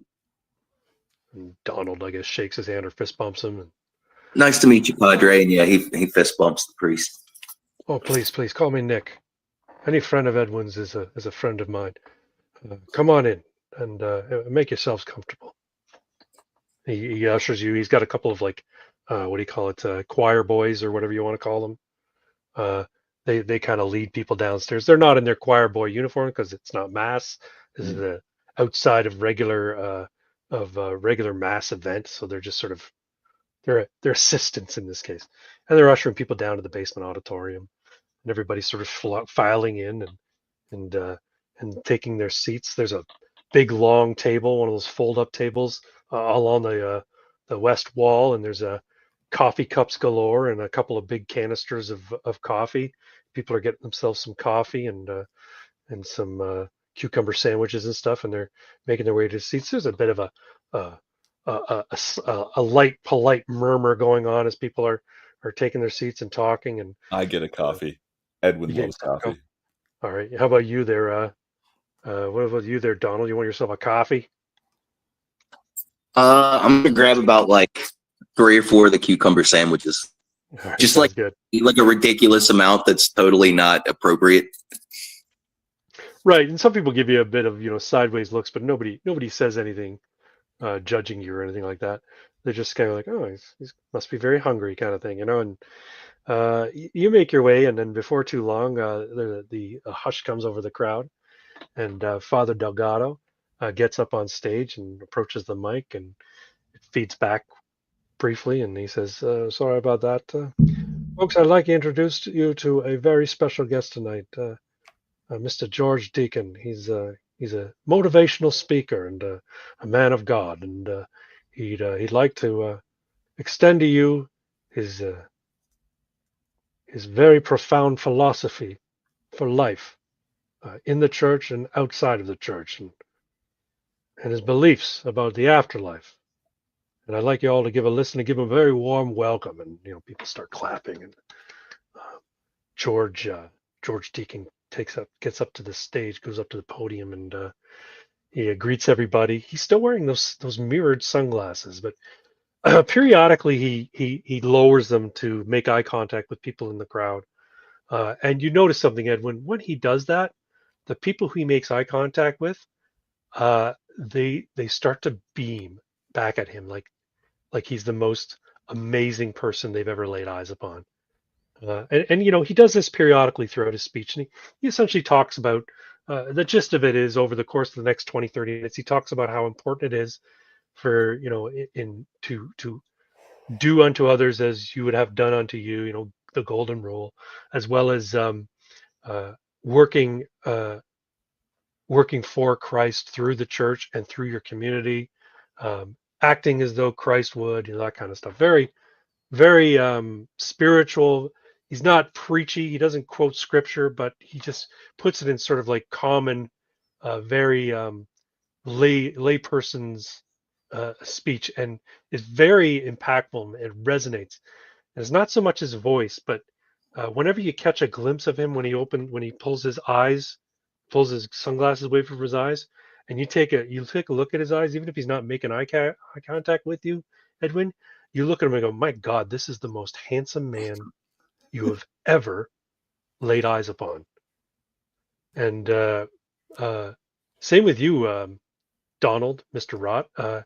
You can't get over just how much charisma this fellow has. It gets to the point where, as you're watching him up on stage, it seems like, and it's not there. It must be a trick of the light or something, but it almost seems like he's got this sort of aura or halo around him as he speaks. And after about 30 minutes, he finishes his speech with a polite little joke that everybody finds hilarious, and everybody claps, and he gets a standing ovation, and he smiles and lowers his head humbly, he steps down from the stage, and Father Delgado comes up and tries to get everybody's attention again, but everybody's still enamored with him, and it takes a while for him to get them to quiet down. And he thanks them all for coming, and he thanks George Deacon once again for his wonderful words, and he asks everyone to just sort of stay and mingle and discuss, and Mr. Deacon would be happy to speak with you after the presentation and talk to you on a more personal basis, kind of thing. And while this is happening, I look at Donald and say, "That's a power, right?" But gotta be, and he's like got like a mouthful of fucking sandwiches. He's just pulled them. Yeah, very well might be a power. You're not sure. It seems almost preternatural. This guy's charisma. He seems very, very compelling. And you notice as he's talking to people, he'll take off his glasses when he's engaged face to face with people, and when he does, they are just like they almost become entranced with him and his words, and they leave almost hypnotized by him. And whatever advice he's giving them, these people feel completely buoyed and enervated by whatever he tells them, and they go off almost like they've been reborn, and all from just looking into his eyes and hearing his words. So if Mr. Rott, if he picks up on this, he's gonna I want to look around and see if there's like a pair of like sunglasses that somebody might have left sitting around, like dark sunglasses. Doesn't matter what style. Let's see. 50-50 chance somebody's left them by the coffee table. How about that? Let's roll. Share it. I will. We will roll and see. So D20, 11 or higher. Yeah, you find a pair of ladies' sunglasses on the coffee table. 10 or lower, no. No, there doesn't seem to be any sunglasses around. Somebody's probably got some in their purse. You could probably ask somebody. You could borrow them or something, but who knows how much luck you'll have with that. Yeah, the nice church ladies lending their sunglasses to the homeless dude with a mouthful of cucumber sandwich. Right.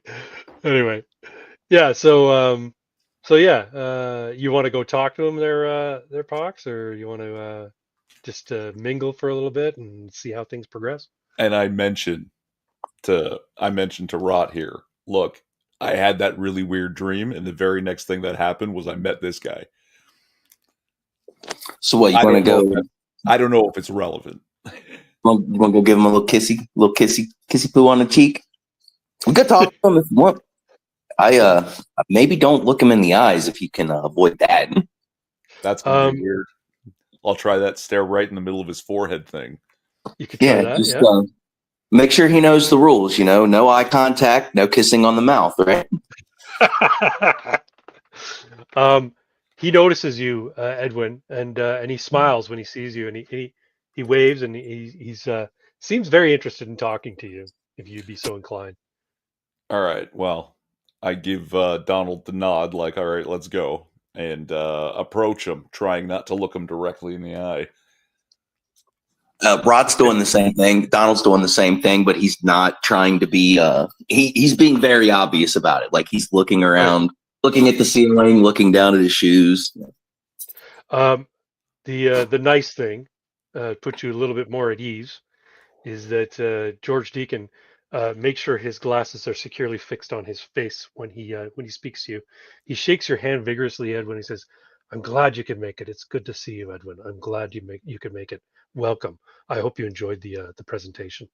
The presentation was interesting. Emphasis on interesting, like I'm trying to imply something. It's like, yeah, a lot of people have told me that it's been interesting, and they have a great interest in my words and my ideas, and I really appreciate it. It makes me feel as though I'm on the right track. Although I think God is guiding me in that way. Engaged they were, enthralled even. I get I see what you're getting at. He immediately notices you there, Donald, and while you can't see it in his eyes, his lips kind of curl over his teeth, and he holds out his hand and says, "And you are, sir?" He wants to shake your hand. Without looking at him, he's still kind of like looking everywhere but this guy's face, and he kind of puts his hand out and starts like swinging it around, trying to find his hand. Yeah, he takes your hand, and as soon as you touch his hand, you get this. Interrupt. Sorry, And I say, this is Donald. I No, correct listen. myself. I should have done that sooner. It's nice to meet you, Donald. You're a friend of Edwin's, and he shakes your hand, and you feel when you feel his hand, you feel guilty. When you touch his So- hand, you feel guilty, like all of the I feel transgressions that of through your the life gloves. through the gloves. Yeah, all the transgressions in your life just come back to haunt you immediately, and you feel like this guy knows I'm a bad person. This guy knows, he can feel it in me. He can tell I'm a bad person. Even though you don't really consider yourself a bad person, all of your sins just come up to the surface and you feel like you're in the presence of somebody who, while they're not saying it, you feel like you're being judged, if not by them, but then by some other presence that's in the room. So he gets choked up a little bit. His eyes start kind of watering up a little, and he's clenched his teeth. It's nice to meet you. He's trying really hard not to let on that there's something funky going on. Yeah, he is as quick to let go of your hand as you are to let go of his. It seems as though when he shook your hand, he was not altogether comfortable either, and you're not sure why. You didn't get an impression from him what his feelings were, but you figure he's it's like oil and water when you guys shook hands. So he's finally going to look at him just to kind of see if he can gauge the expression on his face. Once your hands, once you let go of each other's hands, you can see he's got a sense of relief once he's let go. But prior to that, he was very uncomfortable, and he turns to you, Edwin, and he says, "You two are friends." Yeah, you can Almost call it that. almost a question, but saying it with confirmation, but almost a question. Yeah, you can call it that. Eldad here is my third best friend, behind a dog and a homeless Mexican. He's literally my only friend. He's like, everyone needs friends, and we can all help each other. Edwin, can I talk to you for a moment, please?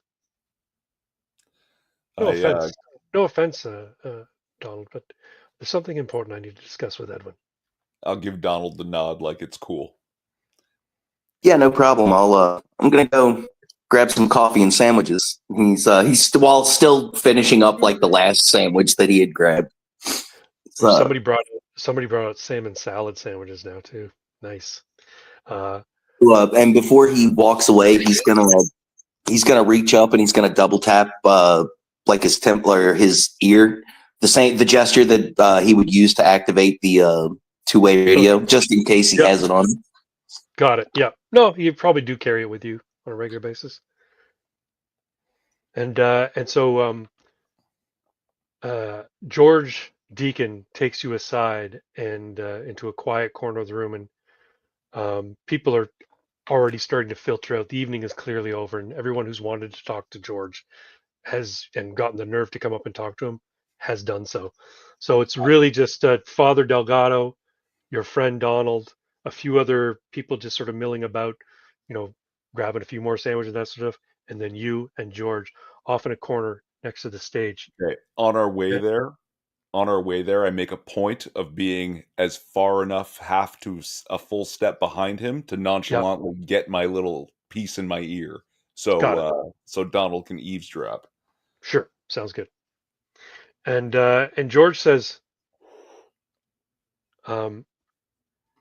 he looks to make sure Father Delgado is nowhere within earshot, and he says, "Blessed be upon you, brother." And blessings be upon you, brother. He's speaking to you in a more formal tone than you were just a moment ago, and you feel like there's something official happening right now.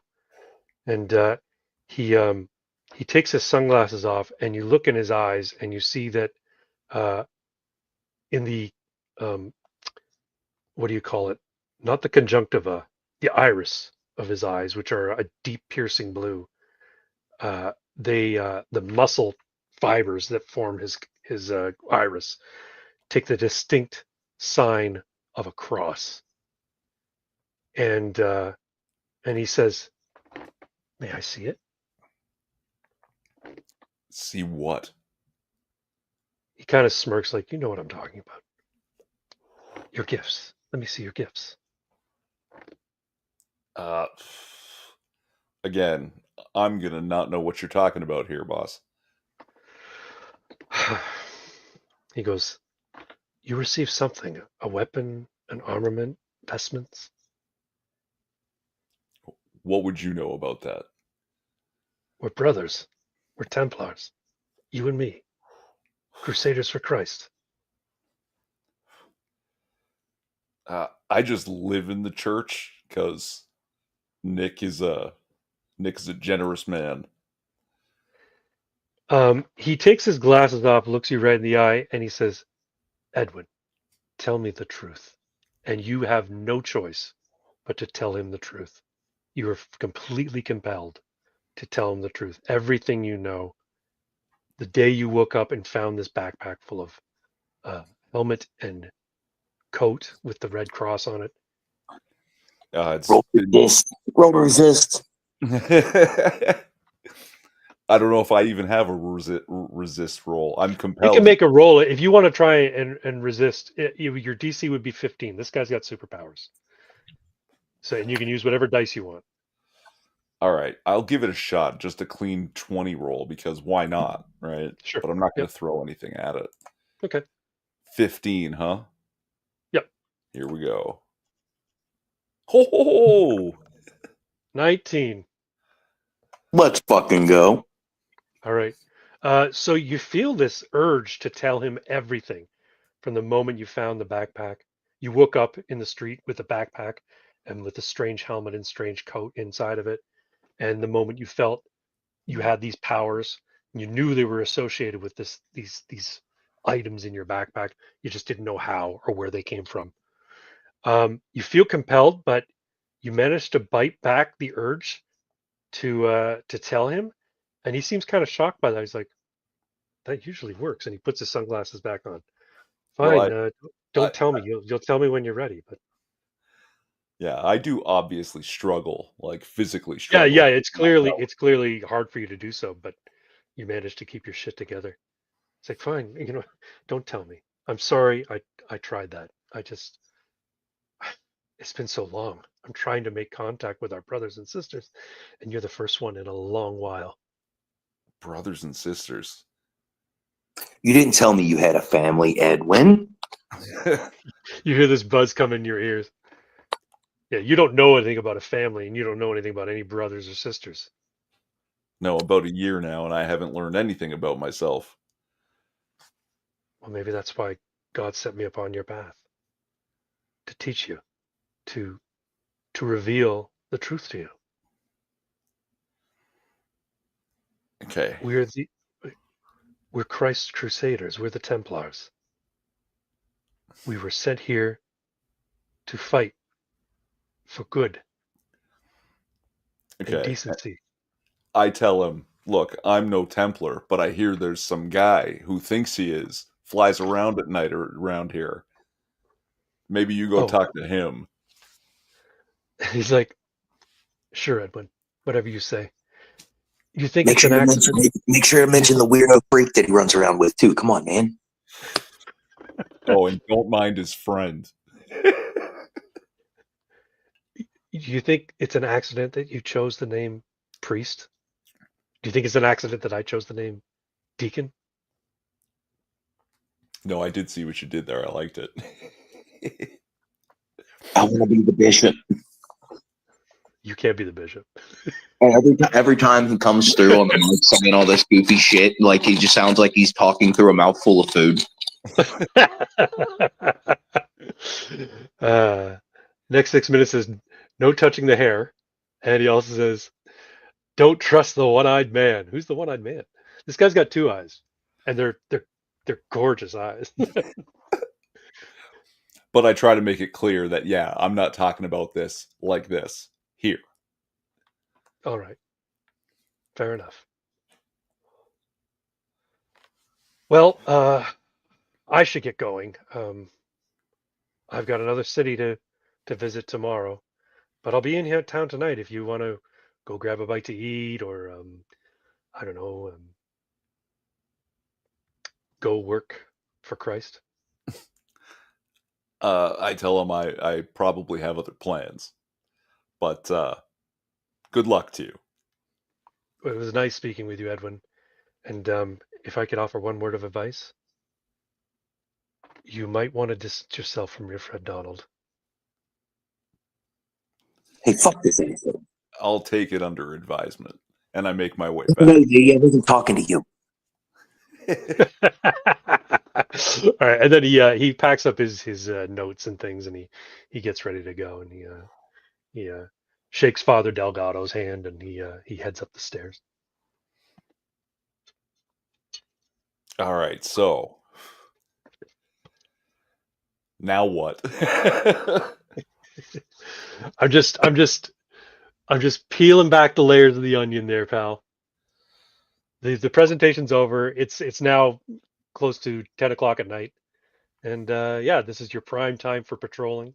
You said you might want to go to the coast and see if you can, or go out and find some heroes to see if you can get in touch with somebody in the guard.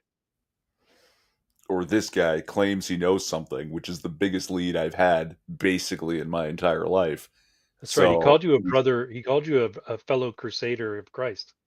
So and do a I Templar. put on my fancy Sunday best and go look for him? I don't know. What are we up to, Donald? Well, I don't know what's more important. I mean, figuring out this weirdo is probably, I mean, that's a big thing.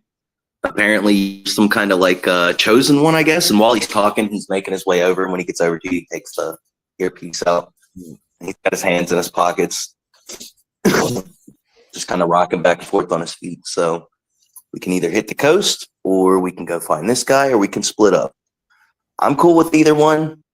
Personally, I think the bug chasers, or not the bug chasers. Yeah, the bug chasers. Fuck it, that's what we're calling them. Bug chasers. The bug chasers are the, I think, take priority. But it's your call, whatever you want to do. And I get it. I'm going to tell you not to go follow this thread. They are the bigger problem, but this guy's leaving town. Yeah. I guess the freaks aren't going nowhere. Well, all right. Well, let's swing by the camp real quick. I got to change my clothes, grab my mask, and we can go meet up with this guy. And still, maybe there will still be time to hook up with the guard after. Yep. Possibly. Hey, you got all night. You can do what you need to do. All right. Yeah, I'll meet you at the camp, but I'll be in full regalia. Yeah, sounds good. And he's just before he can respond, he's just going to kind of turn around and try to find a dark corner, and he's just going to start shadow stepping his way to the camp. When he gets there, when he said he was going to change his clothes, all he does is take off the shirt he's wearing and put on even more fucked up and ripped up shirt underneath his coat, and then just grabs the mask that's in the profile picture and throws it on like some half-ass gimp luchador mask that he found in the trash somewhere. Do you touch up your green dye in your hair? No, that's natural. It's natural hair. Okay. Yeah, that's remnants from the flames, baby. It's a side effect of whatever ritual you were subject to. Okay, got it. Yeah. All right. So once you've gotten all dressed up in your superheroing outfit for the evening, you make your way down through your normal stomping grounds, and you head towards Bugtown, as they call it, the underpass community. They managed to get is there a TJ Maxx? I don't know. Is there a TJ Maxx? This is in California. Do California have TJ Maxxes? Does California have TJ Maxxes? I don't know. Yeah, let's say they do.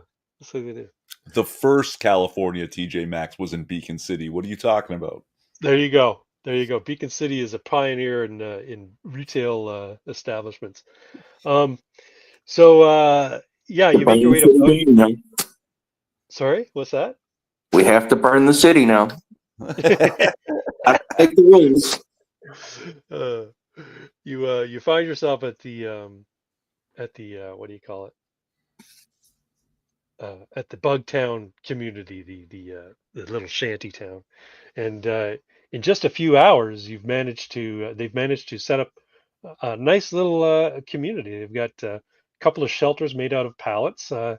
Somebody strung outdoor patio lights so that people have light to walk by at night, and the Hawkins, is that what their name? Yeah, the Hawkins, Cynthia's family. They've pulled out their generator to give power to the area. People are charging their cell phones and that sort of thing, and there's lights up. People are cooking food on the outdoor grill of the Hawkins camper van, and yeah, it looks like a nice little community. Everybody's behaving themselves and everybody's having a good time. Pitch and Steve, they notice you when you come by, and um, they kind of point the finger. Look, you guys, heroes, heroes. Cynthia doesn't seem too surprised. She's got your secret identity already there, Mr. Rott. But He'll wave at her when he walks by. He's got like the serious look on his face. We're here on business. right, of course. Steve walks up to you and he says, "You're Mr. Rott, right?" Yes, sir. Yes, sir. How can I help you? So Cynthia told us all about you, how you saved her and the others. You're Hey. my hero. You're my hero, Hey. Mr. Rott. He shakes your hand. And he'll just kind of let him shake his hand. And he's like, hey, it wasn't just me. My boy here, he helped out quite a bit. You should have seen the number he did on these monkeys. You ever seen what happens when you drop a fridge on a monkey? I can't say that I have. Oh my God, Oh, it's a Templar. so Everybody, look, it's a gloriously gory. Templar. It's a Templar. He's the guy who flies in the sky at night. So I ask, yeah, we heard you might have been getting harassed by news and some dickhead in a Cadillac. Just wanted to make Yeah. sure everything's okay. Oh yeah, everything's fine. Yeah, it's no biggie.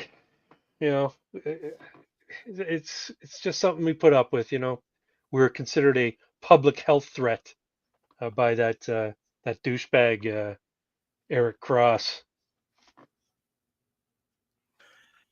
When he realizes Eric Cross, that was the guy we just watched speak, right? No, No, guy that was George Deacon. George Deacon. Okay, my bad. Yeah.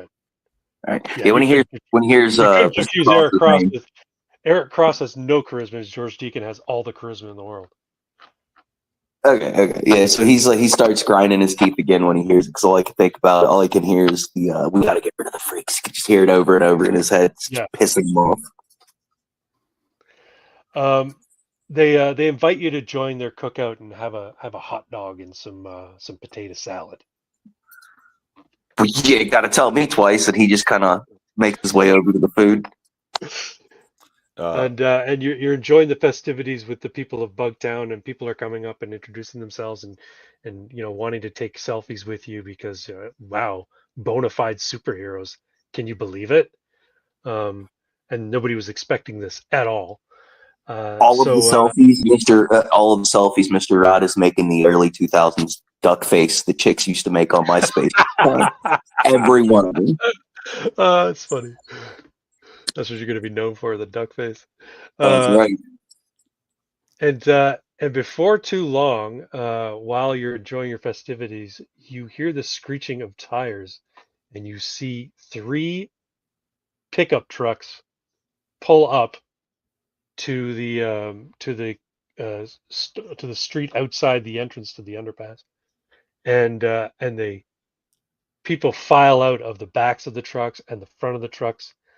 They're guys in white t-shirts with red and white masks on, and they're brandishing baseball bats, brandishing crowbars, Some of them have bottles with rags sticking out of them and foul-smelling liquid, and some of them have at least one of them has a semi-automatic rifle, and they start shouting epithets at the freaks, Uh, and all right. So and they mean to attack. They don't notice you guys yet because, like I said, no one's expecting superheroes to come by this underpass. first, okay. Do we see them though? Oh yeah, everybody Okay. sees them. So I eyeball the crowd or whoever's there for Pitch and Steve. Is it Steve Sask? Steve Uh, Sask, yeah. yeah. Do I have their attention? Yeah, they're well aware, and they see you, and they basically muscle up right beside you. It's like, cool. And I tell them, no, get your people out first, right? Get people in their homes or in their shanties, tents, whatever. Get them away. Do crowd control. No, we can help. You can, but help your people first. All right. Pitch goes and you see him run off at your advice, and as he begins to run, you see his legs and arms begin to elongate, and he's taking massive steps to round everybody into a safe area that has a little bit of cover from one direction, so they can't get attacked from multiple sides.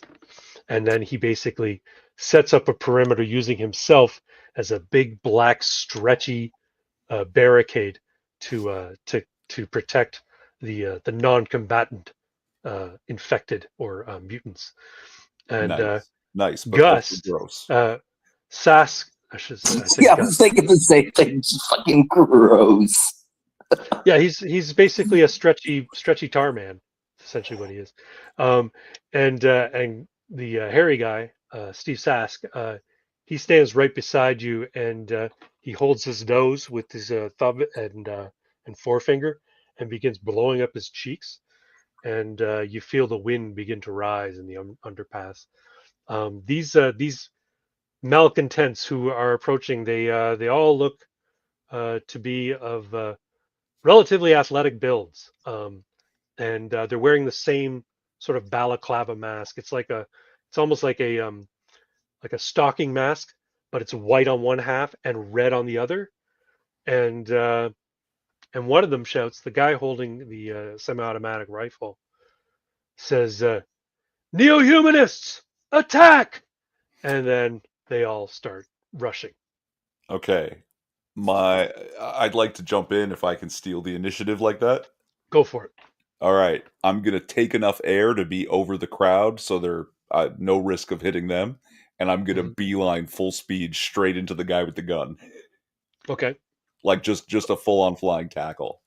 Absolutely. So you're going to make a roll. Let me pull up the what do you call it? The dice bowl.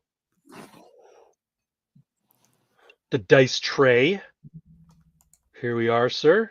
So you're going to roll a d20, and you're going to add what power is your flight? Is it your second or your third? I think It's your my third. Yeah. So you're at a +1 to that. These guys are just schmucks with guns. I'm going to give them a DC of 12 to do anything to them. Hit them, scare them, beat them up, whatever. Cool. So I just modify +1 Mm-hmm. and roll. 13, 14, boom. So you managed to do a dive bomb right at the guy with the semi-automatic rifle. You tackle him into the ground. His gun goes sprawling out to one side, and he has no trigger discipline and lets off a few rounds. Brr, brr, and they start flying and ricocheting off of some of the Connex boxes. People start screaming and scrambling and trying to get out of the way of this. Most of the people are being basically ushered by Pitch, but there's a few stragglers, right, who can't move that quick. So far, nobody's been hit. The other neo-humanists, let's say there's a total of 10 of them. They all kind of do a double take at what just happened, but they have not retreated as yet. They're still ready to fight. One of them, using carrying a crowbar, approaches you because you're down on the ground with his lieutenant, his buddy, and he means to hit you over the head with it. But since you went first, you decide who's going to go next. Is it going to be, one of the NPCs, or is it going to be your good friend, Mr. Rot? I think the NPCs actually did some good work, so I'm going to hand it off to Rot. Okay. So, did any of them stay in the trucks they pulled up in? No, they all got out. Okay, so did they park? Okay, what's the lighting situation in the truck? I've got an idea. Well, there's no dome light in the truck, so it's pretty dark in there. This is under an underpass or an overpass, so there's not a lot of like natural light coming in from the moon or street lights or what have you. There's enough shadows for you if you wanted to disappear in a shadow and then appear inside the truck. You could easily do that. Yep, that's the plan. Okay, keys are in the ignition because they figure they're going to need to make haste to get away. So, all right, I'm gonna you start do the your truck. shadow step. You do your shadow Oh, step yeah. and get inside the truck. Yeah. Okay. And I want to start the truck, and I'm gonna flip the lights on to try to blind as many of them as I can. Okay. Cool. And then I'm just gonna start revving the engine. If I can, because that's quite a bit to do in one turn. If I have if I can still do it, I want to basically drive directly at Edwin because I know it's not gonna fuck him up, and try to just plow through as many of these assholes as I can. Okay, so there were two trying to come up on Edwin behind him, and the way the truck is situated, when you rev the engine and start driving towards the group of them, they basically back up and get out of the way. So the truck ends up plowing into Edwin, and knocking him over. Let's see if can you give me a DC 11 roll to take control of the truck, and not kill the guy who just got tackled by Edwin or the Templar? Oh, you want me to Roll it roll up. it? Yep. DC You were 11 twin. on He can roll for me too if he wants. That's true. Okay, you managed to divert the wheel at the last second, so you send Templar sort of rolling. He's not hurt by it so much, but and then you turn the wheel at the last second. You turn the wheel at the last second so they don't run over the neo-humanist who he tackled. But the two ones who are coming up on Templar, they back away. Oh, we're getting a rainstorm out there. All right, who's going next now, Mr. Rot? You have at your disposal the bad guys, and I'll make them all go at once. There's what did I say? There's 10 of them, so let's say there's about 9 of them now. Or you can direct Steve Sask to go, or Pitch to go. Let's let the NPCs go. The bad guys, or let's see what the bad guys do. Okay, so the two who you managed to sort of drive away from Templar, they come up on the driver's side of the door and they wrench it open to attack you. One of them's got a crowbar, the other one's got a baseball bat, a Jose Canseco. He's going to try and hit you. Their DC is 15 because you're a superhero, and they got no real bonuses, so I'm just going to roll twice. First guy with the crowbar, 14, doesn't do it. Second guy with a Jose Canseco bat, 12, doesn't do it. So neither one of them managed to hit you. Like a fucking ninja. Let's go. Now, I should preface this because we haven't really got into the rules in terms of rolling and what you can do when somebody else is attacking you. So, for instance, if you have your bone weapons that you can summon, you can pull forth from beneath your skin. If you were in a melee combat situation, and you said, "Hey, you know what? I'm going to try and parry with one of my bone swords, my bone knives, or whatever." You can do that, and since your bone knives are your third power, I think. Yeah, I believe so. I'd have to double check. So basically, that would give them a +1 to their target number, so they'd be going for 16 because basically you're adding a bonus to defense in that case. Okay, cool. All right, we just need to I just want to establish you can invoke your powers anytime you think it would be appropriate. Don't just think I can only do it on my turn. Anytime you think it'd be inappropriate in a situation, go ahead and invoke them. And if it makes sense, then I'll say, yeah, go for it. If it sounds like you're being a cheese dick, I'll say, no, man, that's a stretch. But yeah. Okay. So they both miss. And you're standing face to face with them now, Mr. Rott. I'm gonna go with a I'm still in the truck. They didn't pull me out of it. no, but they opened the door and tried to attack you from within, from outside. I'm going to have the other 7 go. A few of them are running at some of the straggler non-combatants and trying to beat them up. A couple of them, seeing that things are going badly, are running back to where it's one of the trucks that hasn't been hijacked by you, and one of them runs at Mr. Sask, and Mr. Sask. Well, I'm going to have him try and attack Mr. Sask real quick. DC 20, Mr. Sask is actually superpowered, so it's going to be DC 15. He's going to use his main power, which is a +3. That would be his gust of wind to basically block him, create a force field of air, essentially, trying to push him away. So the DC for this bad guy against Mr. Sask is going to be 18. 20. He manages to push past the wind and strike Mr. Sask in the head with a machete. And Mr. Sask screams in agony, and the wind that he's been generating just all of a sudden increases tenfold, like he's lost control of his own wind. And he falls to the ground, clutching his head, blood pouring down his face, and he shouts in pain. I'm going to give it to him this time. Now I'm going to let him go in response.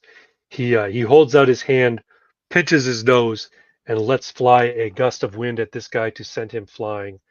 DC 11, D20, +3, 19. This guy goes flying through the air and smashes into a Connex box, and you hear a crunch that sounds like his spine's been broken. He falls to the ground and screams in agony. And let's bring it back around. You know what? I'm going to have Pitch go as well.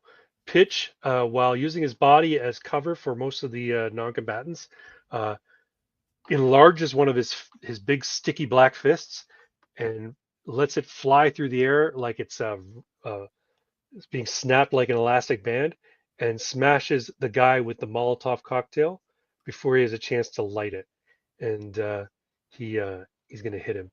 That's a DC 12, DC 11, I should say, with a D20 and a +3. 13, making it 16. So he hits him. The guy falls to the ground, drops the bottle and his lighter. The bottle smashes on the pavement.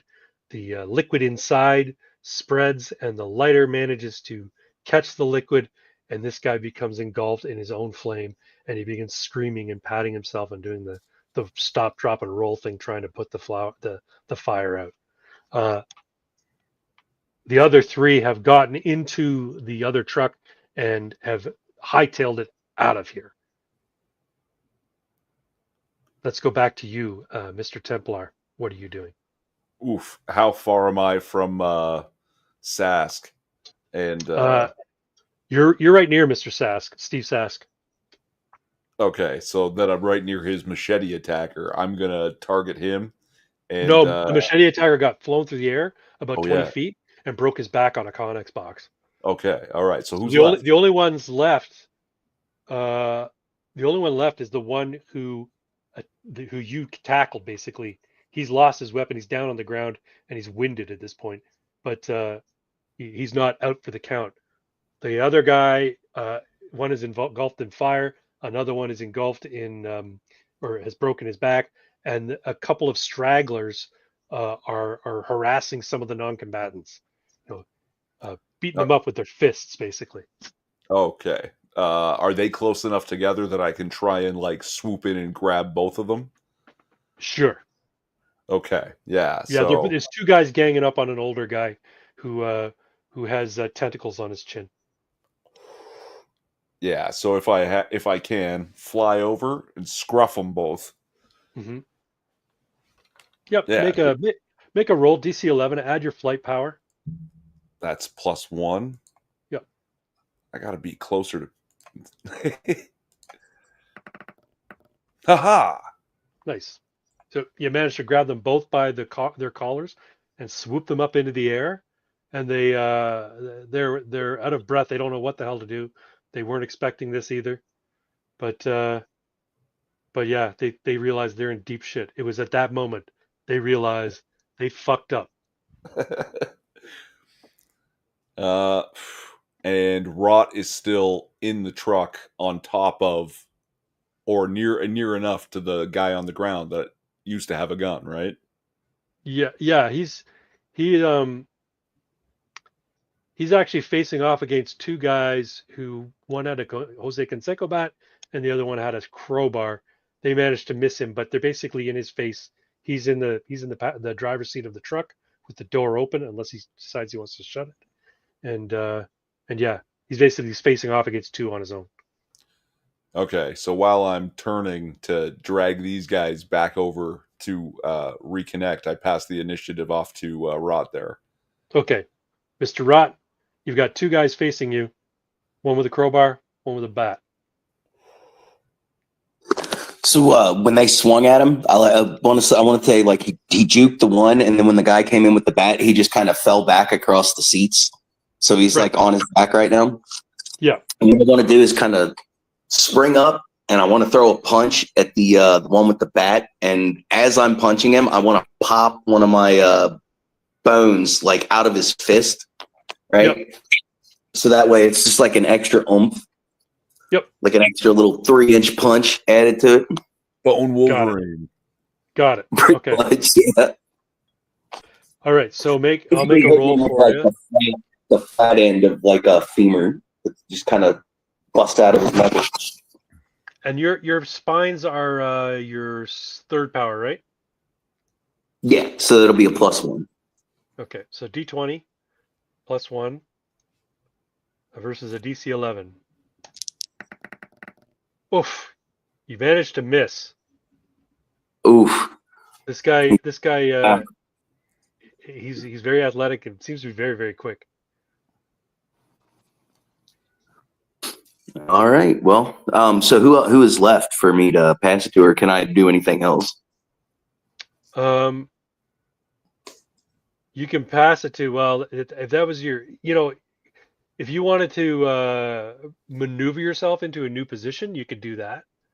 But in terms of attacks, yeah, I'm going to say you get the one attack just as per regular sort of TTRPG combat kind of thing.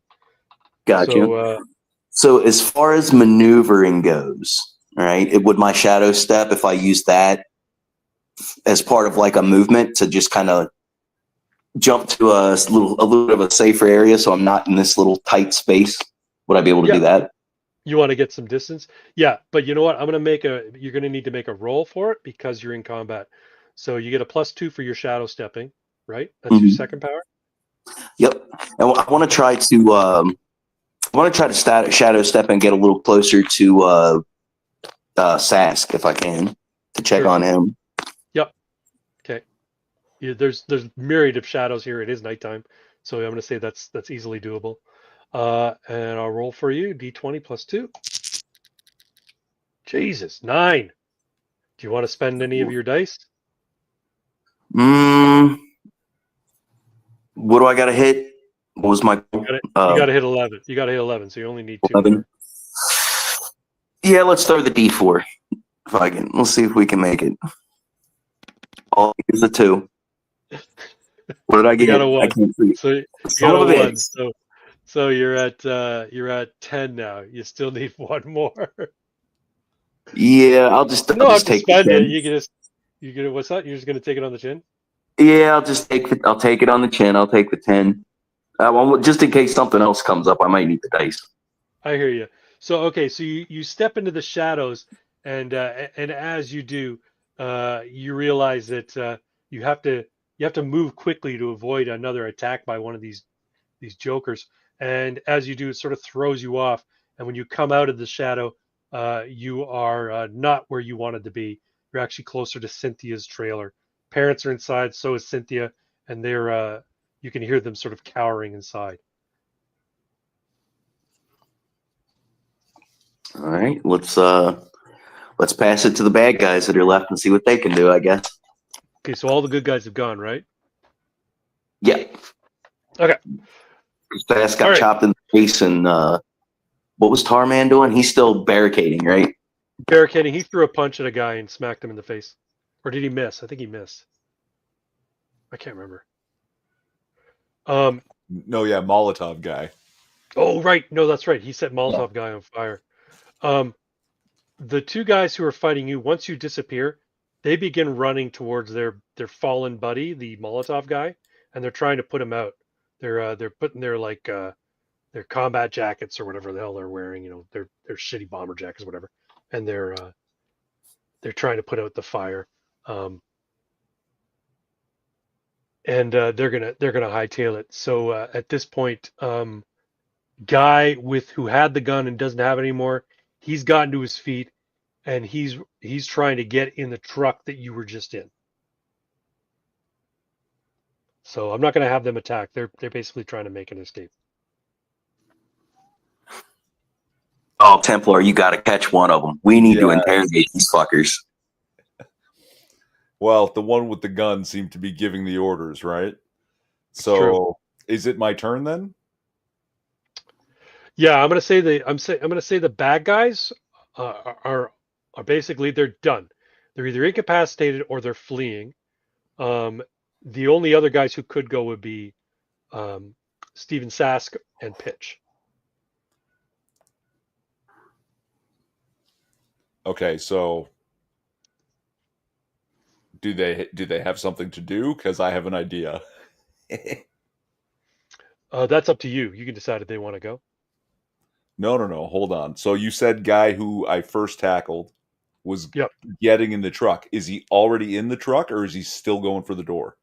Let's say he's made his way into the passenger side. The other two who were fighting Mr. Rott, now that he's gone, he's shadow stepped away.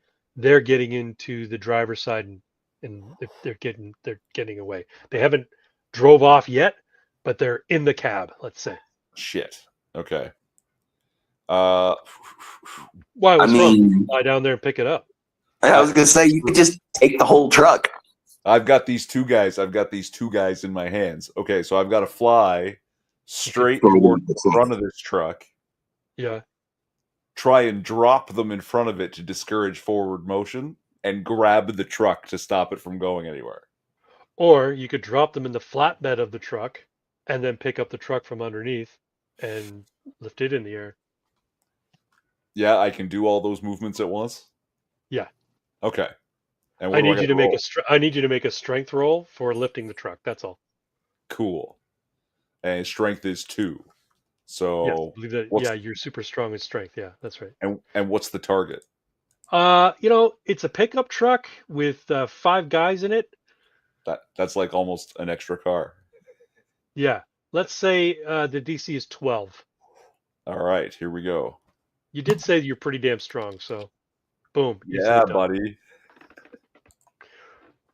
Okay. So you do just exactly that. The 2 guys you were carrying who were struggling in midair, you've dropped them from about 10 feet up into the back into the flatbed of the pickup truck.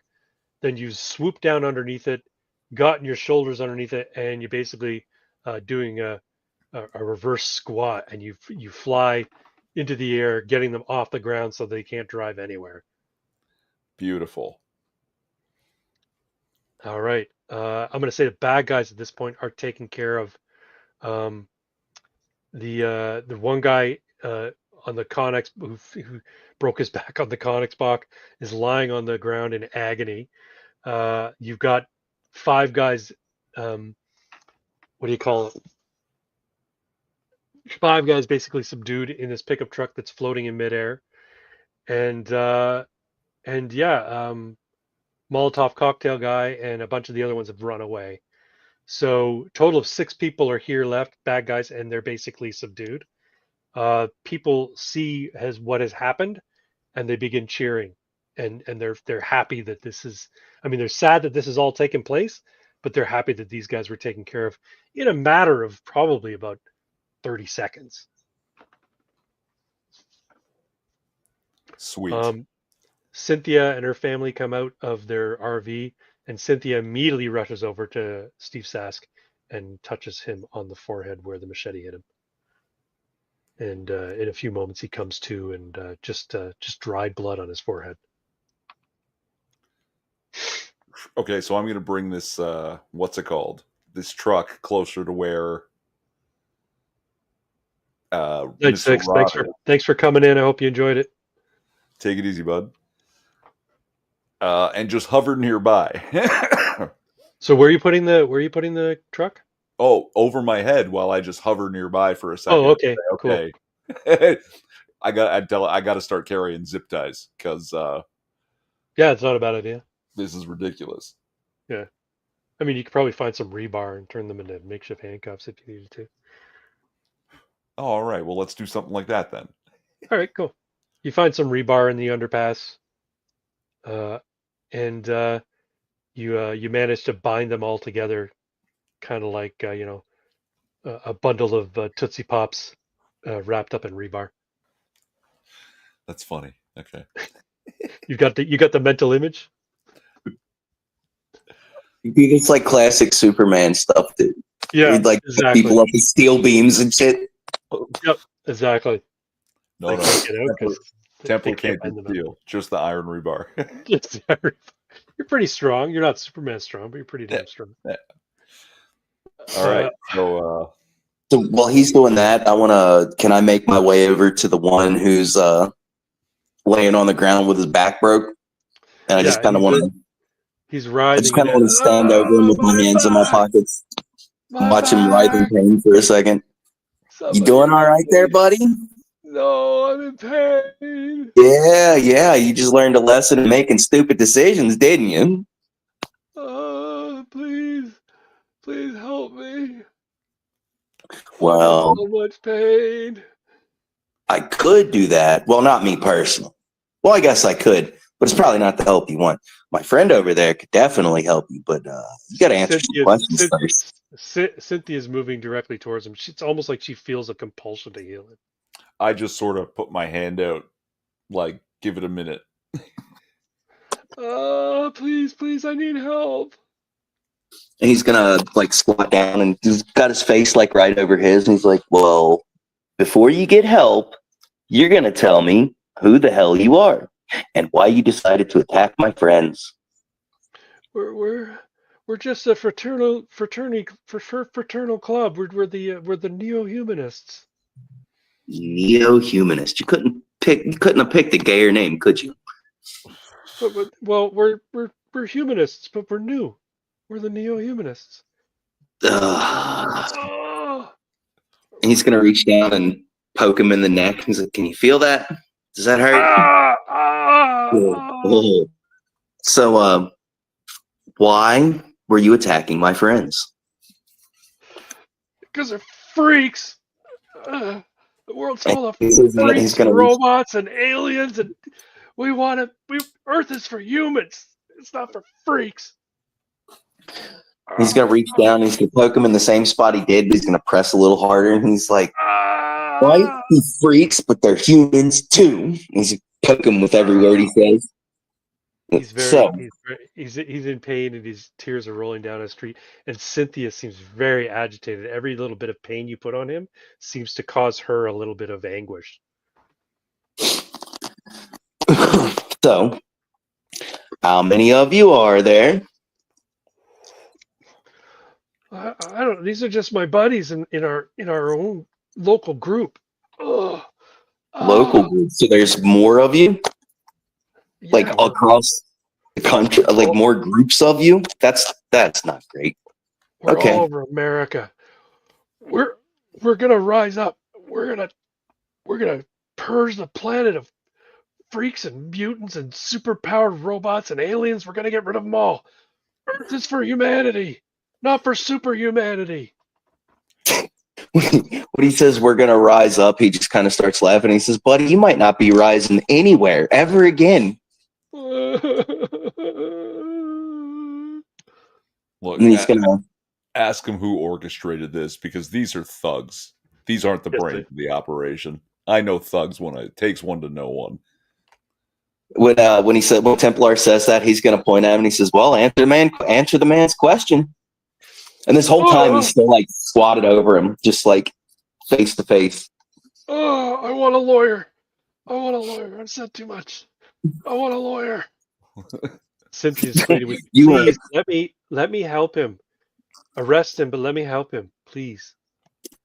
Just a second, Cynthia. Sir, you need a lawyer. You can make your way to Uptown. Just get up and walk. It's not that far. Come on. I can help. And he grabs one of his hands and starts like he's gonna lift him. Is it? Screams. And he lets his hand go. I Now- can't walk. I can't get up.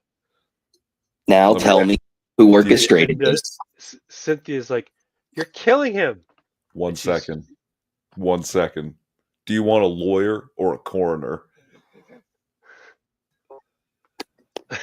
Jesus Christ, you guys are fucking dark. I'm not going to kill him. I just want him to think. No, I know. It's like, please, I need help, please. You got me, okay? First, I need help, then I'll talk. Please, give me help, and then I'll talk. He's gonna look up. He's gonna look at Cynthia, and I'm assuming she's ready to beat my ass, and she's upset. Yeah, No, I she's can't- I a can't little stop kid. her. She still thinks you're a hero, but she's kind of Yeah. like her What the opinion fuck? of you's been colored a little bit by the way you've been acting right now. And he's gonna look up at Templar and just kind of give him the look, like, "Well, what do you want to do?" I'm not going to stop her anymore. I won't hold her back anymore. Cynthia right. rushes over to his side. Stand up and She walk uses away. she uses two fingers and touches him on specific areas of his spine, and he gets this look of relief on his face as her fingers begin to glow, and then eventually he's just he passes out from the pain, and he seems to have a look of relief on his face, but he's unconscious at this point. Has anyone called the actual police? Yeah. Before too long, some red and whites, some cherries show up. You hear sirens in the distance, and they show up. You know what? 50-50 chance. Officer Studenko's part of it.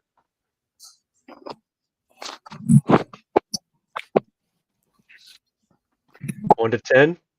He's part of the group of officers that are coming to investigate the ruckus. And 11 to 20, he's not. He is. But he only knows you, Mr. Rott, as Donald. Gotcha.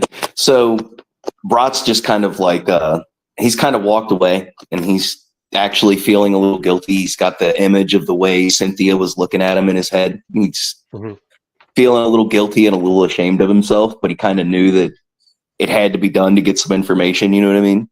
So he's just kind of like hanging out and being quiet and kind of off by himself for a second when the cops show up. I am totally unaffected. Well, yeah. I mean, you broke the guy's back in the first place. No, you didn't. Actually, Gus did that. I keep calling him Gust. His name is Steve Sask. He hasn't taken a superhero name yet. But when he does, it's going to be Gust, just so you know. All right. So cops show up, and they look at you, Templar, holding this truck above your head, and they're like, no. We set it down and iron barred them up, remember? Oh, that's right. You did that. I apologize. Yeah, I remember now. So he's looking at the mess. He's like, everybody okay here? Want to tell me what happened? Somebody want to tell me what happened here? A bunch of the people who are residents of Bugtown, they all sort of line up to give explanations of what happened. And he's like, oh, one at a time. And he turns to you two, the costume guys, because once he sees superheroes, he knows that they were involved and he wants to get their stories. So what about you? What do you call it? Mr. Knight. What happened here? He's talking to you, Templar. He thinks you're a knight because of your helmet. Yeah, so I relay the events, and that we think this bunch of thugs could not have done this on their own, right? Someone's organizing this. Yeah, we received a memo about new hate groups that have been popping up all over California and other states as well. These neo-humanists are probably the most organized and most well-funded, but we'll leave that to the feds. That's their thing. I'm just a local beat cop, Officer Stadenko, by the way. He shakes your hand. They call me Templar. When Glad Rod you're hears here. the name, he just kind of looks up, and he's all aware, but he's still kind of hanging off by himself. Yeah. Glad you were here, Templar. And you, sir, he's talking to you, the other guy in the mask. Well, me, what? What about me? What's your side of the story here? Pretty much the same as Mr. Knight here. All right. He showed up in the alley, started attacking our friends, and we dealt with them. Well, good. They're lucky to have you here. That's good work, you two. And he Hey, takes thanks, your Officer Stanko. he takes your statements, and your voice sounds familiar. And No, you must be mistaken. yeah, you suddenly change your voice to sound more familiar. Dropped in pitch real quick. Yeah, drop. I just had a frog in my throat there for a second. Sorry, officer. A couple of other officers are going around taking statements from the passersby, and they're talking to Mr. Sask, Mr. Steve Sask, and Pitch, and Steve Sask, by virtue of seeing your example, he comes out and says, "They call me Gust." And Pitch goes, "I'm Pitch." Oh, you're superheroes too? Yeah, kind of, sort of, and they explain and they tell their story. After about an hour or so of taking statements and bringing these people, putting them into a paddy wagon and taking them away, he asks, "Does anybody need medical attention?" And nobody, strangely enough, needs medical attention. Cynthia went the rounds and healed everybody. Molotov cocktail guy, bumps and bruises of the guys who were in the flatbed truck, everybody. So, yeah, the night ends with how it began. People going back to the cookout, getting some hot dogs and some potato salad, and enjoying some cheer. You are now the heroes of Bugtown. Everybody, likes you and thinks you're the greatest thing since Disneyland. Pitch gives you his cell phone number. So does Gust. And but before the cops leave, Yeah. we mentioned to Stadenko, if that is his name.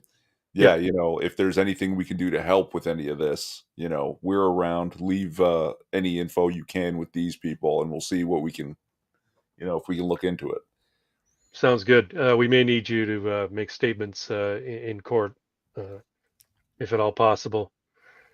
California law allows for California law, and Beacon City municipal law allows for costumed heroes to give testimony in costume, so you don't have to worry about your identities being revealed. Yeah, I trust that 100%. Are you being sarcastic? Yes. Oh, okay. But anyway, you just reach out. Will do. Thank you, Templar. Thank you, Mr. Rott. Have yourselves a good night. And then they go off and they take these guys away.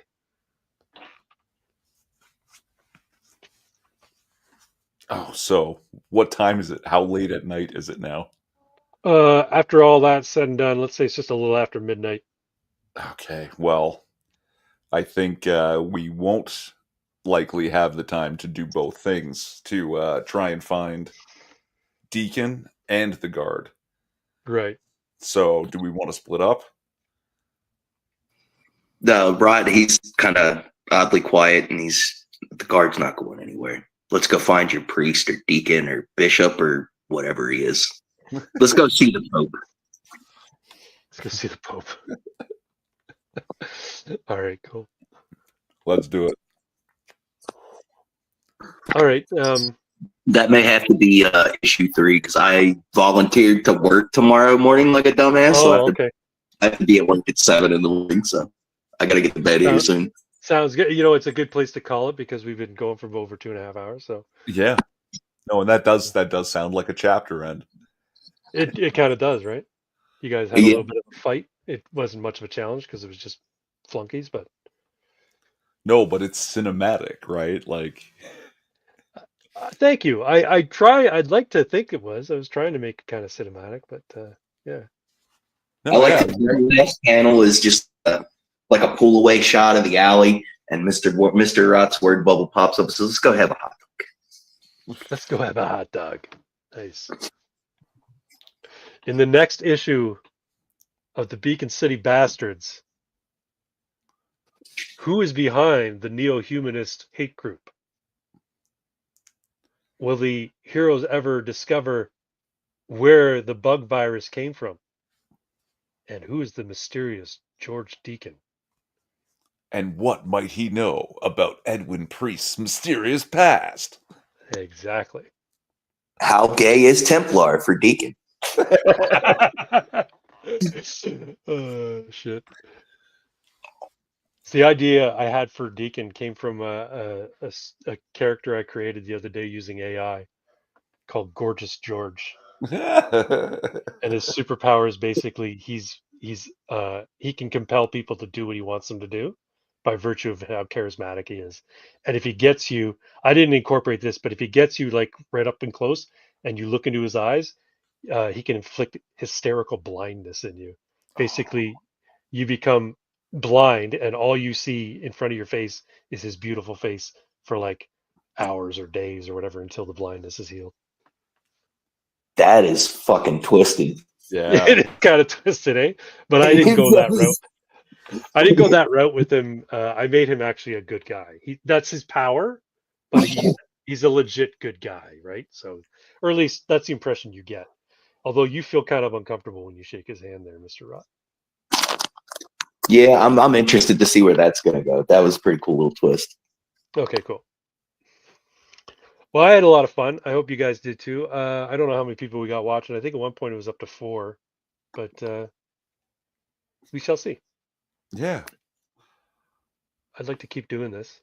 I'd like to keep doing it every week if we could, but that comes down to people's schedules, you know. Yeah, Yeah. I'm down for the idea for sure. Got 'cause, you. Okay, cool. If you are watching this after the fact, folks, the game that we're playing tonight is called Four Color Concepts. It's a rules light superhero RPG that I've created, and it's still in play testing. It's kind of in beta. It's not even completely written out. But when it does get written out, I'm going to put it up on DriveThruRPG as a free download or a pay whatever you like download. If I go to a higher production level, then I'll probably release it for, you know, $1 PDF or whatever, or a print on demand for whatever my cost is, plus a couple of bucks just to keep the lights on kind of thing. But yeah, keep an eye out for that. It's not there. It's not at that level yet, but very soon, very soon. And don't give me shit about using AI art because, like I said, I'm not doing this to make money. I'm doing this because I like doing this. So I'm going to use AI art. You get using AI to create characters with as simple as the character generation is for this game. It's true. You could use AI to create. It really is easy to create characters using AI if you really wanted to. Depending on the AI you use, it can be more or less creative. But yeah. But yeah, keep an eye out for that. I'll post links once I get to that point. But tune in next time we play. Maybe next week. Let's hope for it. And we'll play a little bit more of Four Color Concepts with the Templar and Mr. Rott in Beacon City. And with that, I bid you all a good night. Good night, everyone. Excelsior!